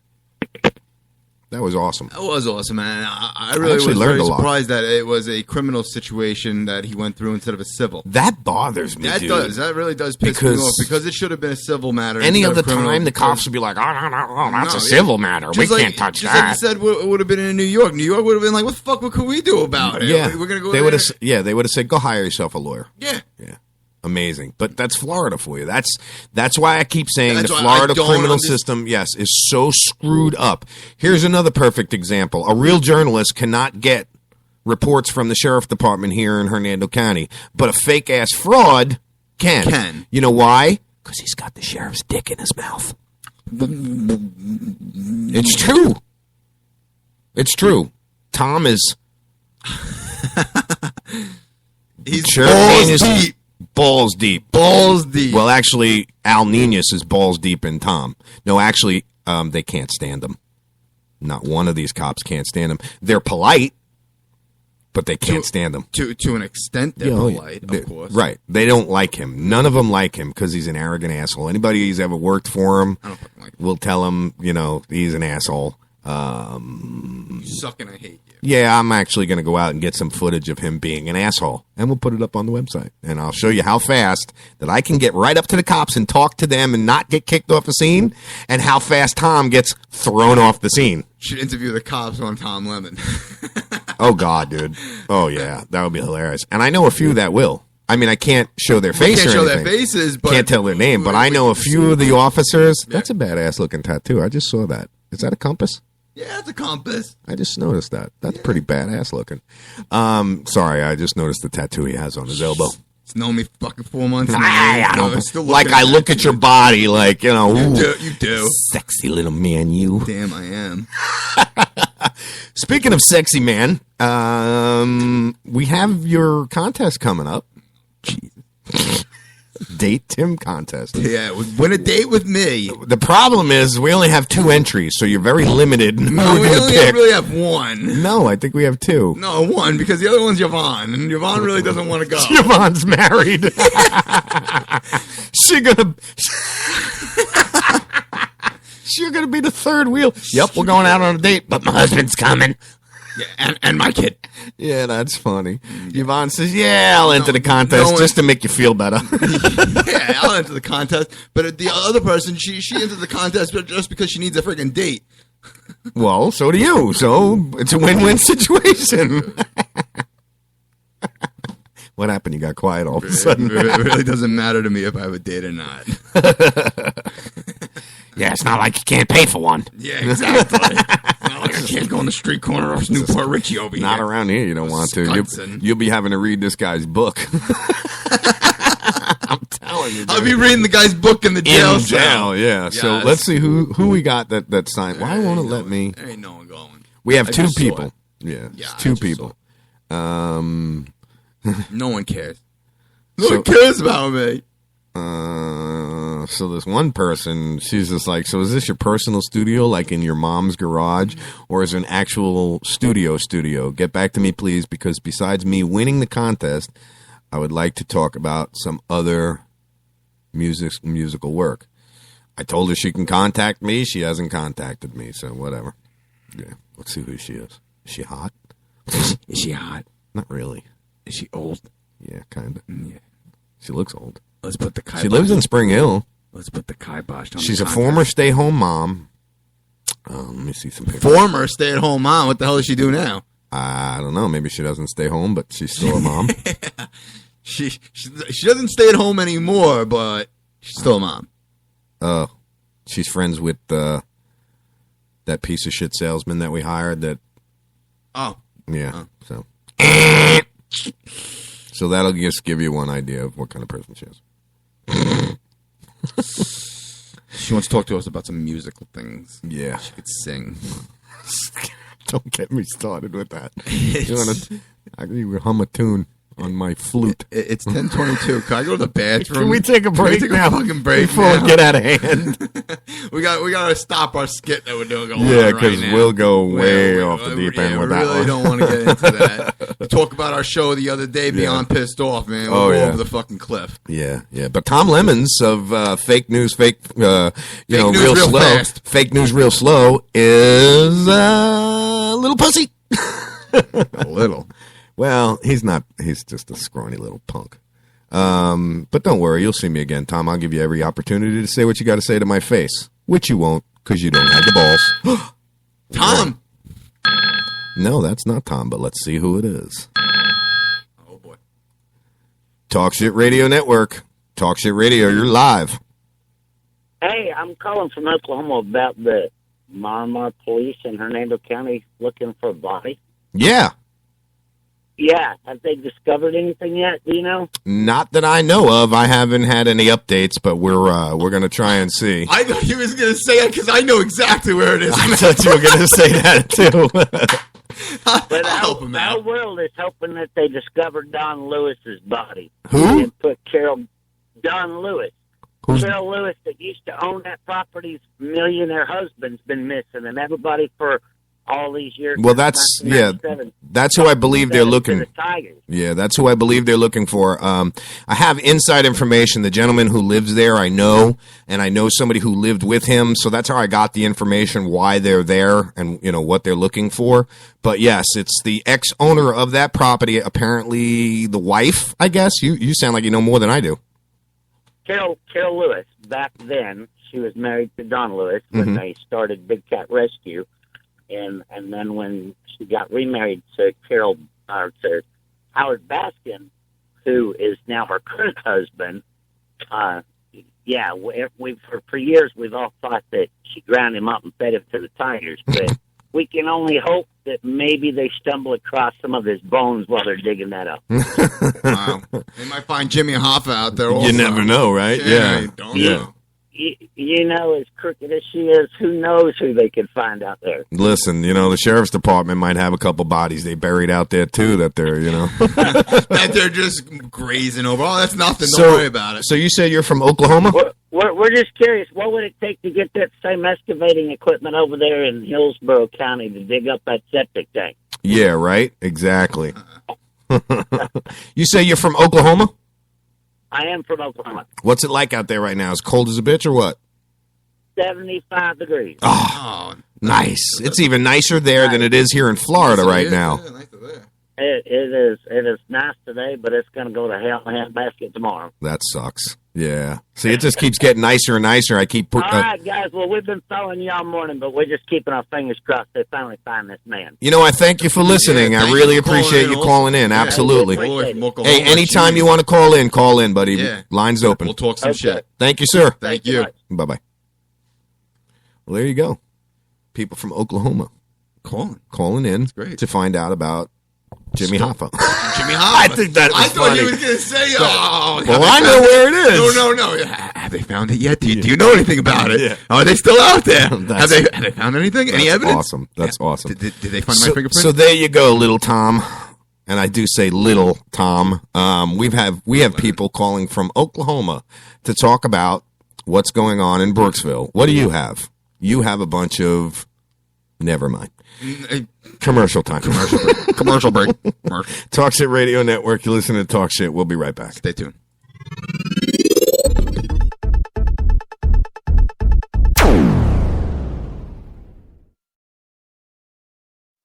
If you want to work until you keel over, have less of everything in retirement, or give back more of your hard-earned money to the stock market again, then just ignore me. But if you'd like to protect the money you save, receive a steady, predictable retirement income, and enjoy financial security for as long as you live, then listen to this. You can download a free report that reveals the wealth-building secrets Wall Street and the banks don't want you to know. You'll learn how you can get guaranteed growth, safety, and real prosperity without risking your money in the Wall Street casino, and how to get the money you need when you need it, simply by asking for it. This is the best way to have a 100% secure retirement and know your money will last as long as you do. To learn more about this method and to get your free report, go to 28security.com. That's the number 28security.com. 28security.com. Go to 28security.com. Tired of paying outrageous prices for Viagra? Well, we have great news for you. Now you can finally get Viagra at huge discounts. Healthy Man allows you to save up to $500 on Viagra. Why pay U.S. pharmacy prices of $15 per pill or more when you can get Viagra for less than $3 a pill? Call today and get 40 Viagra pills for only $99. This can cost as much as $600 at your local pharmacy. You can't afford not to call us. If you want Viagra at the lowest prices, never pay $15 a pill pharmacy prices again. Get Viagra for less than $3 a pill. Call 1-800-441-3678 today and save up to $500 and get 40 pills for just $99. Healthy Man is fast, easy, and affordable. Operators are waiting at 1-800-441-3678 to take your call now. Call 1-800-441-3678. That's 1-800-441-3678. Again, 1-800-441-3678. In these uncertain economic times, you've got to do whatever you can to save money. One of our biggest expenses can be our cars, especially when unexpected repair bills hit. Not anymore. If you own a vehicle with less than 130,000 miles, is less than 12 years old, has a warranty about to expire, or even no warranty at all, you could stop paying for car repairs. Roadside assistance, towing, and rental coverage are all included. Don't wait for the next repair. Make one free call right now to see if you qualify. If your vehicle vehicle is less than 12 years old, has less than 130,000 miles, even if it's out of warranty, paying for car repairs can become a thing of the past. Call us right now and get your car protected before your next repair bill hits. Get protection and no more repair bills. Call 877-229-7271. Again, 877-229-7271. That's 877-229-7271. 877-229-7271. Limited time offer, 24-month commitment and credit qualification required. Cancellation fee, auto pay, and paperless billing and other restrictions apply. If you can't see the difference, why pay the difference? Switch to Dish for the best deal in entertainment. Only Dish brings you the best in entertainment for less than $20 a month. Cut the cable and don't get directed. Switch to Dish because at just $19.99, Dish saves you every time you turn on the TV. It's so simple. The same channels cost less with Dish. So since you can't see the difference, don't pay the difference.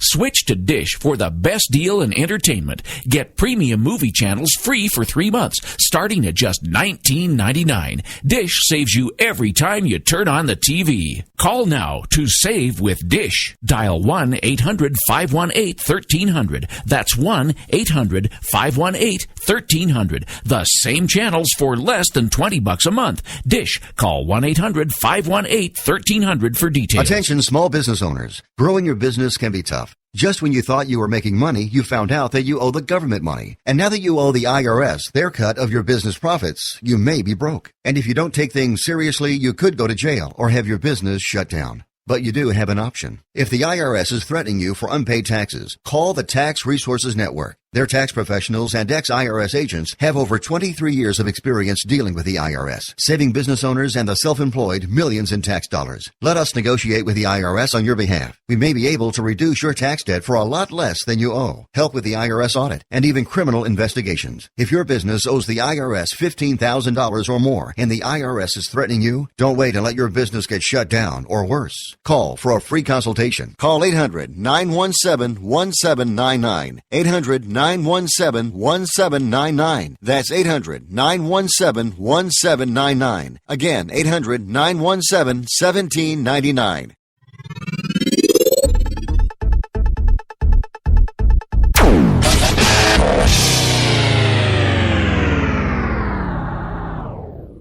Hey, welcome back. Nice shot. That was perfect, bro. As soon as I hit the button. Welcome back, Talk Shit Radio. I thought you were going to go to a song and something like that and then put me on the spot. I got you the other day. So good with that. That was hilarious. That was hilarious.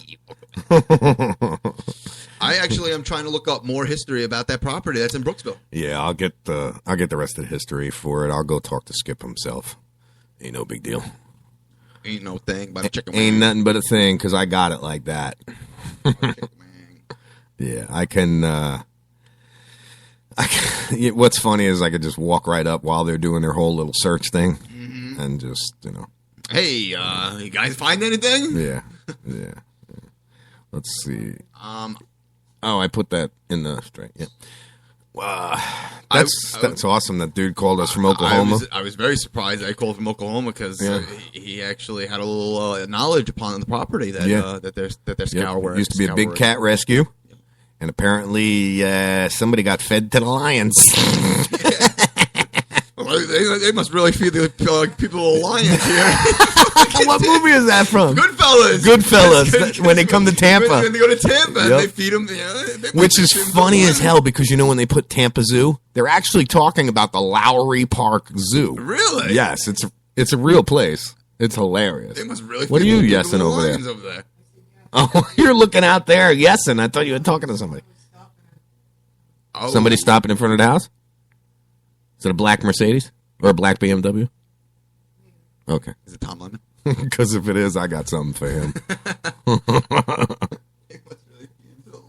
They must really feed him to the lions. He paid right up. He paid right up. These guys aren't playing when he's on the phone. Yeah, man, we need the money. These guys aren't playing. That's too funny. Too funny. Man, we only got like 30 minutes left of the show, bro. This one flew by. I had fun with this one. Oh, yeah, this one was a great one. Yeah. Tomorrow's going to be the same thing. I hope you realize we are going to badger the shit out of him as well. Oh, just keep on fucking with Tom. Oh, you know it, dude. Plus with the 30 other Facebook accounts that I have. Yeah, I'm just gonna. Yeah. And just a little FYI, if you think you're gonna go to your lawyer and send me a cease and desist order. Good luck with that, bro. That's when I will really take you to court over your fake journalism. So go ahead and try me, pal. Try me, because it's already. It's already. I'd like to see his credentials. He doesn't have any I'd credentials. like to see his credentials. He doesn't have any. He It's has something a fucking he website with a fucking blog. He printed it up on a printer. He put a picture and then made it look official. Correct. Where the difference is you can actually go to the nationally renowned agency that I am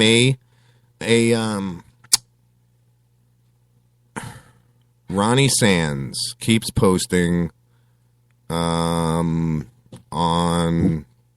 something that I had posted. The vanishing of millionaire cat lover Don Lewis has cops wondering, was he killed or did he fake his death? This is exactly what's going on out there. So I'm going to click on this. And this made it to People. This is on People magazine. And it goes to read, and this is exactly the circumstances and the situation that's going on in Brooksville right now.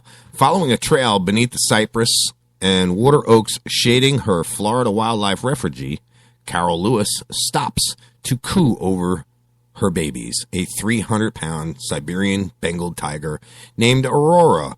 Blah, blah, blah, blah, blah, blah, blah, blah. Her husband, Don, a self-made millionaire, turned 40 acres to promise Tampa real estate at the Wildlife Easy Streets. Don Lewis, then 60, disappeared without a trace. And some people, including his grown children from a previous marriage and his longtime secretary, suspect his wife of foul play. His daughters even speculate she may have fed him to the tigers. So there you go. We're going to get this right up on the page because this is the story that's going on. Now, even if she fed him to the tigers, there'd still be bones. Yeah, because I don't think they would eat the bones, I don't would think they? they eat the bones either. They might suck the bone marrow out. I don't even think that they would suck the bone marrow out. I don't know. I haven't talked to any tigers lately. I haven't asked the tiger to find out if they do or not. Yeah, Mr. Lion, do you suck the bone marrow out of your victims when you're eating them? He'll go, bah! And I'll go, oh, okay. Oh, okay. Oh, is that it? Did anybody know what the hell he was just talking about? I'm going to get Brooksville Bob later in the studio to call Tom later. Oh, yeah? Oh, yeah. Have him have a Brooksville Bob. Brooksville Bob can't stand him. See, there was a circumstances where Tom decided to go on to Brooksville Bob's property, and he almost got shot. Yeah.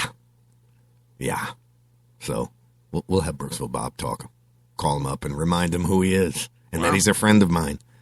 That if he sees him on his property, he's going to shoot him. Because he said that, dude. I see that son of a bitch on my property, I'll shoot him dead. And then ask him what he was doing.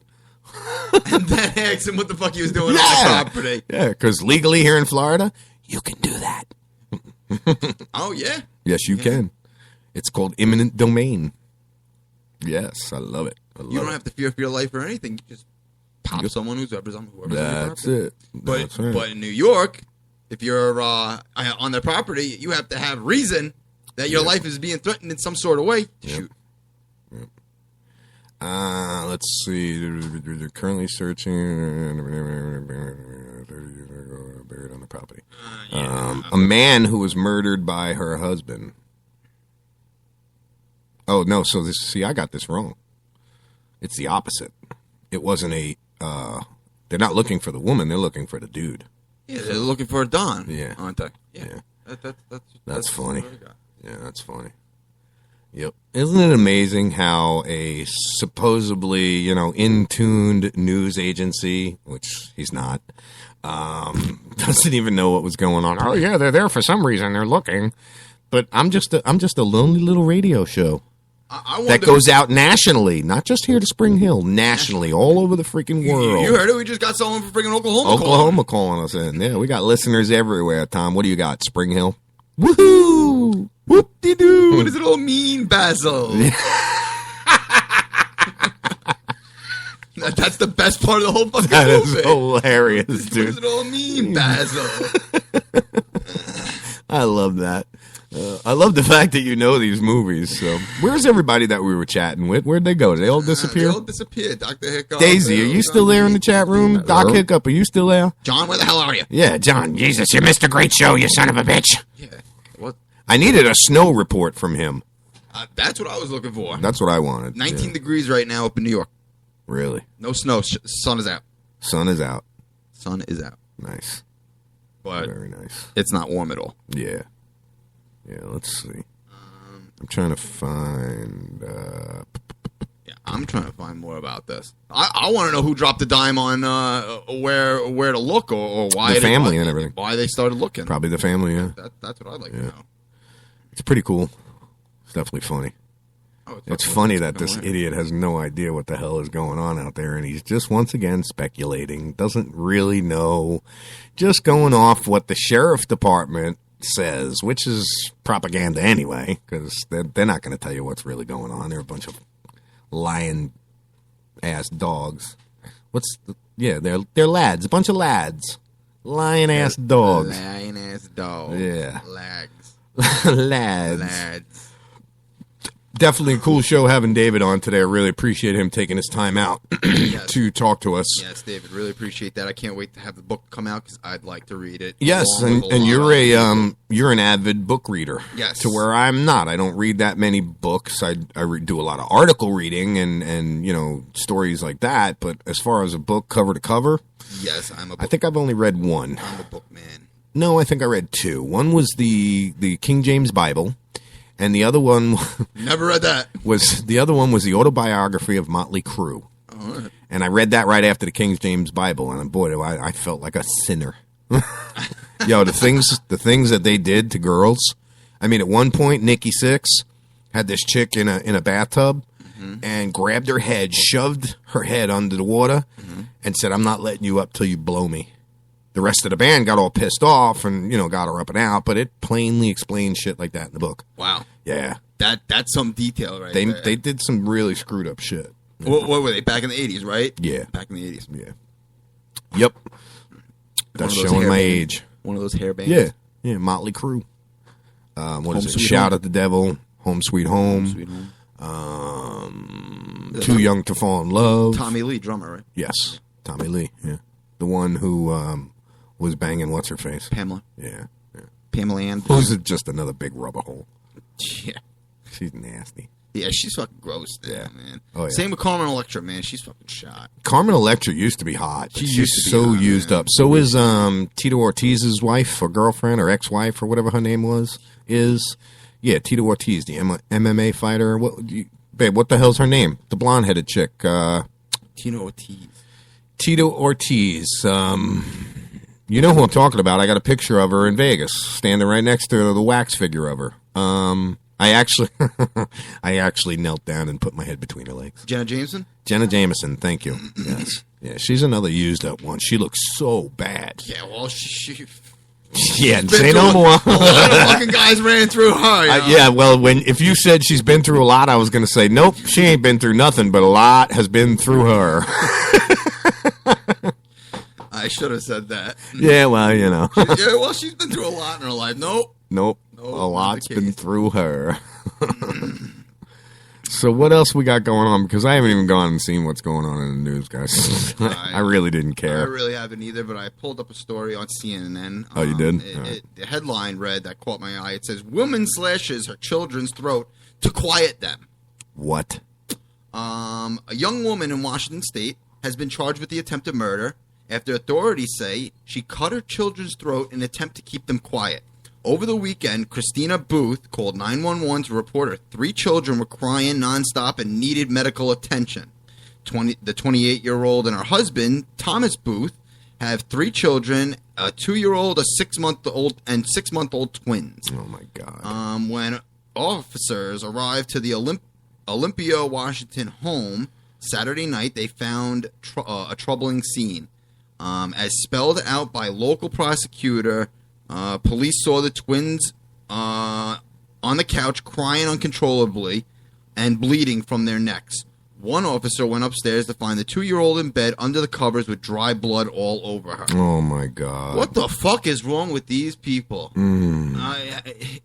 Put a movie on. Put them to bed or something like that. What are you going around slitting your kids' throats for? The bail was set for both of them at $3 million. They shouldn't have bail set. Well, I think that's why they sent it. They set it so high. Who the hell's going to be able to come up with $300,000? Yeah. And if you do, man. Yeah, man. For each of them. For each of them. If my bail was $3 million and I had the money to come up with $300,000, the court system would never see me again. Because face it, I'm disappearing. If I had that kind of money, gone. It says the night that ended with tears and blood began with wine and a movie. They were both watching a movie at the time. The kids were screaming. They couldn't hear the movie, so the mother thought that slitting their throat would be a good idea to shut them up. I had mentioned earlier in the show my teacher, Mark Newhouse. He is also an author who lives up north. Mm-hmm. Today is his birthday, so I don't think he listens to the show.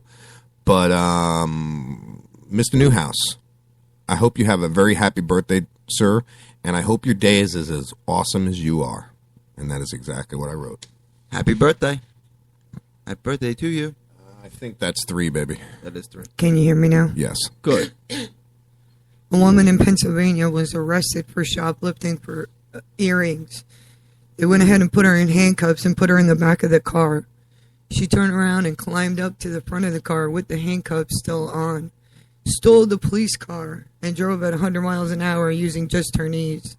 They chased her for almost 40 miles by the time they caught her. Wow. With just her knees, 40 miles.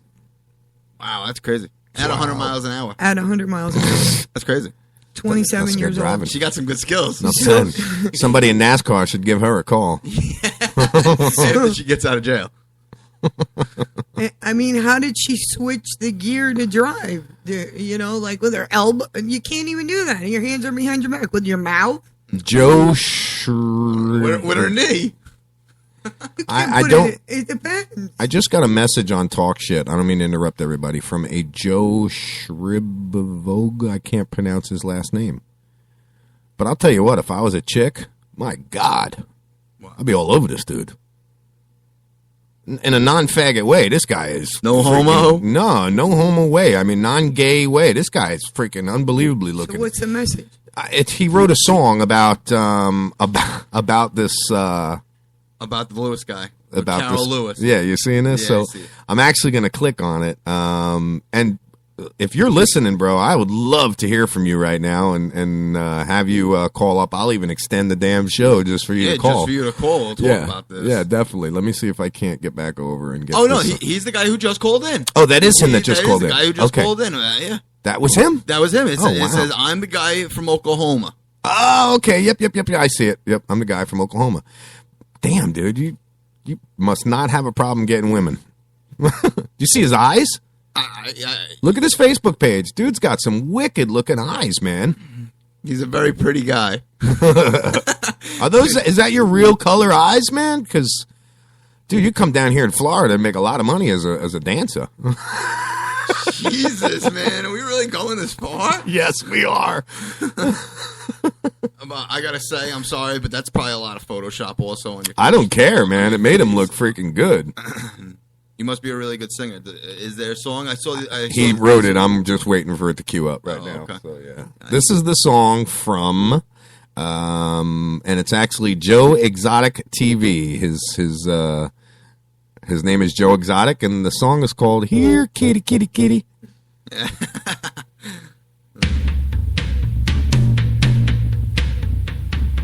This is great.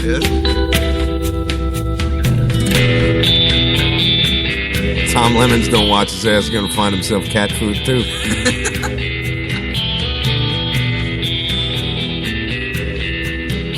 And the funny thing is, it's not even me that's going to do it. It's people he don't even know exist. She was a rich woman. She had rich taste. She felt the blood running through her veins.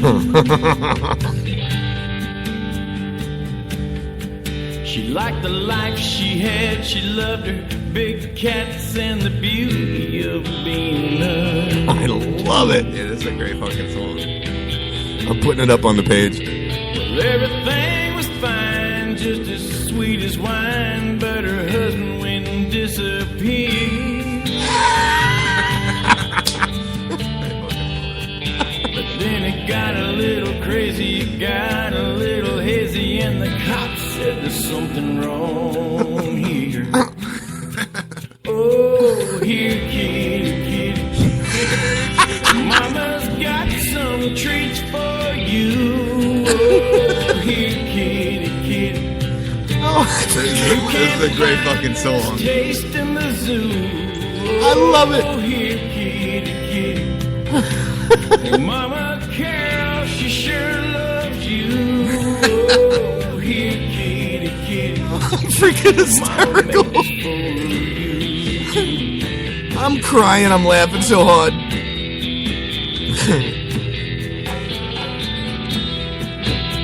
This is great.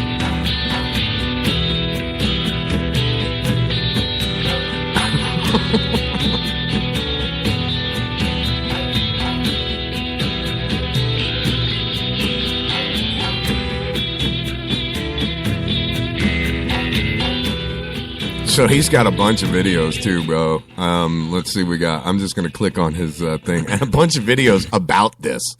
This is what's great about it. If you look at the front of his page, dude. Having the United States' largest private zoo may seem like an adventure, but you have no idea. Oh shit!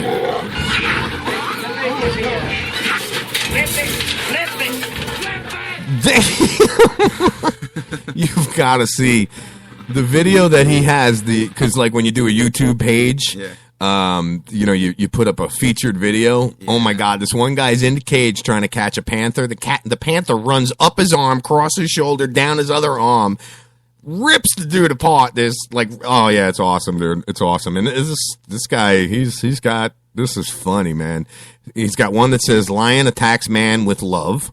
A lion and his dog, baby chimp, tigers, and wolf playing. Where's the one that I found about this whole situation?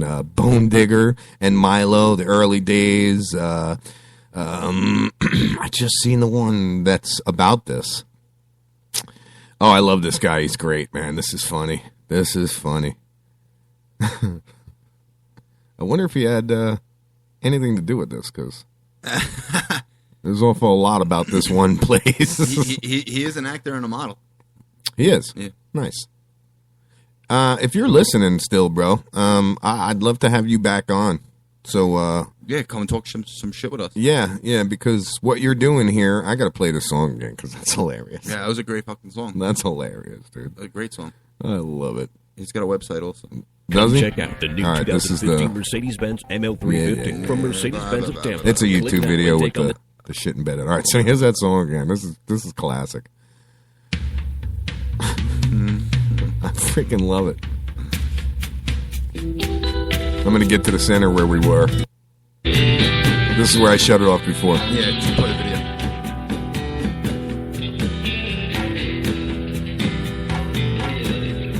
So if you're ever down in Tampa on a big cat refuge, don't pick a fight with your wife.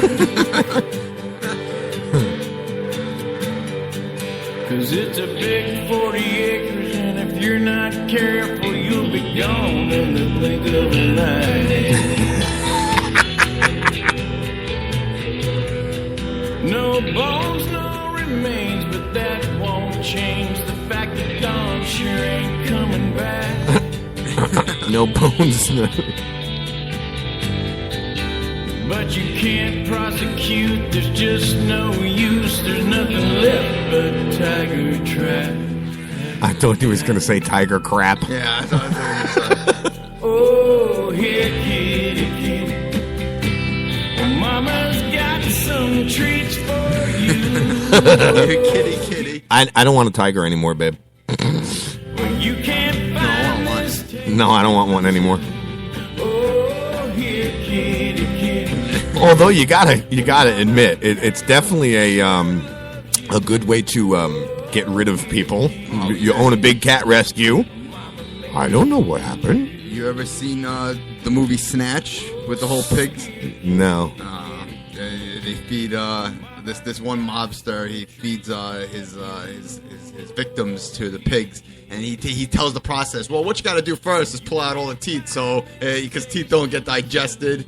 So you have to pull out all the teeth, so then they can't use the teeth against you. Oh my God, that reminds me of Silence of the Lambs.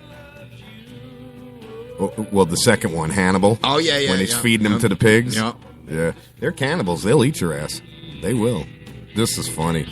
Hey, Joe Exotic, brother. Thank you for calling in. Thanks for giving us that info, and thanks for giving us that song. Call in anytime if you ever want to. Absolutely, man. We'll have you on. Yeah, I like your work. It's funny as hell. And obviously, by the looks of your YouTube page, you had some affiliation with these people. So I'd like to know more. You know more about this whole big cat rescue thing than a lot of us do. It's amazing. It's amazing how we were talking about this big cat rescue thing, and he's listening to us, and he has information funny. about it. That's funny. And he called in and talked about it. The picture, you got to see the end picture. It says Joe Exotic, here kitty kitty, and it's a picture of a cat eating this big chunk of meat, and the chick, like standing there like, wasn't me. It wasn't me. I didn't do anything. I didn't do it. The cat did it. The cat did it. I just opened up the cage. So I just knocked him in the head and threw him in there. Oh my goodness, too funny, man. We got about 5 minutes left of the show for today. I really, really, really want to thank David for coming on the show and talking to us about how screwed up our legal system is, how screwed up our legal system can be. It's not all like that. There are a lot of good lawyers. There are a lot of good state's attorneys out there. And there's actually an excellent judge that I know of that sits on the bench here in Hernando County. His name used to be Attorney Stephen Toner, but now it is Your Honor, Mr. Turner. Got bumped up. Yes. He was an awesome public defender. He was an incredible criminal lawyer, and now I bet you he is probably the fairest judge we have in this county. So, that's great. Yes, absolutely. Because there is a lot of judges out there who just want to slap the hammer and throw the book at anybody. Well, there was a judge in Citrus County back when the jails were owned by a corporation called CCA, Corrections Corporations of America. Okay. The judge's privately owned. Yes. The judge's wife owned stock in CCA. So every time this judge locked somebody up, she gets a little stocks go up. Absolutely. Yep. And there was a similar circumstance with a judge here in Hernando County, but I just so happen to There's so many conflict of interest issues there, man. I just so happen to be sitting out in front of the jail one day talking to a reporter and dropped a few names. Yeah. Oops. Yeah, especially when I was told I wasn't allowed to talk to him. You're going to tell me what I am and not allowed to do? I am going to do the exact opposite. If you say I can't do something, guess what? You just open up the door for me to fucking do it anyway, just to be out of spite. Right. And just like this whole Tom Lemons thing, if I get a letter saying to cease and desist, that is called fuel on the fire. That will provoke me even more. You won't get a letter, Tom. I promise you. You're not going to get a letter to cease and desist. You're going to get a visit that's basically going to say cease and deceased. With that said, hey, look at this. I just so happen to get a message from the people who sponsor my journalist credentials. Oh, really? Yes. Oh, wow. We would like to showcase your news and reporting skills to the world. Wow. Just now? Just now. That's fucking awesome. Yes. Wow. So that means the United States Press Agency, which is world-renowned, wants to publish me all over the world. Publicize, whatever you want to call it. They want my shit everywhere. Isn't that funny? Hey, Tom, you got any fucking letters like that? You douchebag. No, he gets letters from lawyers being threatened to be sued all the time. No, and he how writes he's his a own letters and douchebag emails them and- to himself, like fucking the girlfriends who don't have fucking boyfriends. Right. There's Who an send- app for that now. Who sends flowers to Right. themselves? There's an app for that now where you can have a fake You boyfriend. can they'll have a fake email, Yeah. fake Facebook, Facebook. No bullshit. They'll They'll even text messages. Yep. Send you text message. I miss you. Can we meet for Yeah. dinner tonight? So Yep. the girls can show their girlfriend saying, "I really got a boyfriend." Yep. Wow. Isn't that funny? Wow, that's sad. And it goes for guys. You too. got to be pathetic. You really got to be a pathetic soul. Mish, what's that at? I'll give it to you later. No, damn it, Timmy, you need a real woman. Oh shit! See, if you weren't so young, I'd set you up with Dr. Hiccup because she's beautiful. She is, but you're too young for her. Am I? Yes. Age is just a number. But mentality is not. I'm sorry to say it, brother. That's messed up. It's the truth. I'm not going to bullshit him. You know what I mean? I could be mature. I could be mature. Never mind, babe. Will you come over here and help me remove my foot from my mouth? Go for it. Dr. Hiccup, shit. would you like to be in the contest? Dr. Hiccup is not responding. She actually tuned out the minute she heard that. She's like, I didn't hear nothing. No, yeah, I'm not acknowledging nothing. Yeah. Did you guys talk about the Challenger today? You know, it's 25 years. Since it blew up? No, I didn't know. No, I don't like talking about that. I would have liked to have had our rocket scientist on 25 years. today, huh? I'm a rocket scientist. And I'm a rocket scientist. It was Here just- I I'm a lawyer. am, They your asked, rocket where were queen. you at that time? I was standing in 1986. 1986. I was here on vacation. My mother and I were picking out all the colors and everything, having our house built. I was on a tour at Springstead High School. Turned, you know where the what are the 3000 building, I guess, all the way close to Landover. 1,000. The 1000 building, you know, the That was adult education. right, the hallway in between the main school and that 1000 building. Turned to my right, looked up, saw the smoke trail, and watched it explode. Wow. Yes. Yeah, we watched it too. We were all told to go outside. And take a look at. Yeah. Yeah. I was in 5th or 6th grade. I was 17, just getting ready to come down here. Yeah. I was 5 months old. He goes, Challenger, what? Yeah, what? What's the Where challenge? was I? Where? I was, Cape what? I was in my crib. Yeah. I was Sucking on a binky. Yeah. Didn't give a shit about nothing. I had no care. Except where my next boob was coming from. Nah, I was never best friend. We are running over. Oh, we are over. Aren't Yeah, we? we're 2 minutes over, so I can keep going if you want. I don't care. I don't. You got It's anything? music next, so Yeah. no, I really don't have You got anything, anything? but I'm actually having fun bashing that prick. I hope he's still listening. He ain't listening, but I know people who follow him are listening. And just to reiterate, he's not a real journalist. He's a fake ass bitch who changed his name to hide from something else. And don't worry, I've got that information. It's just when the right time comes. You see, I used to do skip traces. You know what a skip trace is? No. It's well, I worked for a repo guy, all right, and they repo cars. And if you think you're good and crafty enough to hide off the grid, Oh, you can't. you're wrong. I'll find you. I'll get your social security number. You give me an hour, and I'll have your social security number and credit cards made in your name. Michelle looked at me. She's like, "Shut up, you asshole." What are you talking? Scratch that last comment. No, it's true. I mean, it's that easy to do. It's pathetic. It's really dangerous. With the websites that are out there and the power of the internet, you cannot hide. If you've ever used a credit card, Wrote been a on the check. internet, yes, anything that leaves a trail, I could find it. It's that easy. The documents that he filed to change his name, got them. PDF form, downloaded them. Why? Got it. Criminal history? Got it. Where he used to live? Got it. I'm wondering what outlet you would go to get that. They're paid websites. Yeah, They're paid sites. That's and- what I figured. Yes, it's basically you have to have what's called an R license, which is a repossession license. Mm-hmm. And I just use my buddies because sometimes I get phone calls. Hey, Lou, got problems finding somebody down your neck of the woods. Can you do me a favor? I'll send you all the information. Usually takes me about 20 minutes, and I've got them. Nice. Yeah, it's fun. Nice. It's fun to do because especially, I got one buddy that says, oh, you can't find me. I've been off the grid for years. And while he was sitting right here, I'm like, Riri. I typed in his name. Click. I said, is that you? Oh, no, that's you. Sorry. There you are. He goes, how'd you do that? I said, well, it seems that at this point in time, you registered for this, and there's a paper trail all the way from that point to where you are now. Even though you're homeless and living in a tent in the back of the woods, I got you. You still got them. I know where the woods are. Yeah, oh yeah, it's funny. It's funny. A lot of people don't realize that, but I love doing it.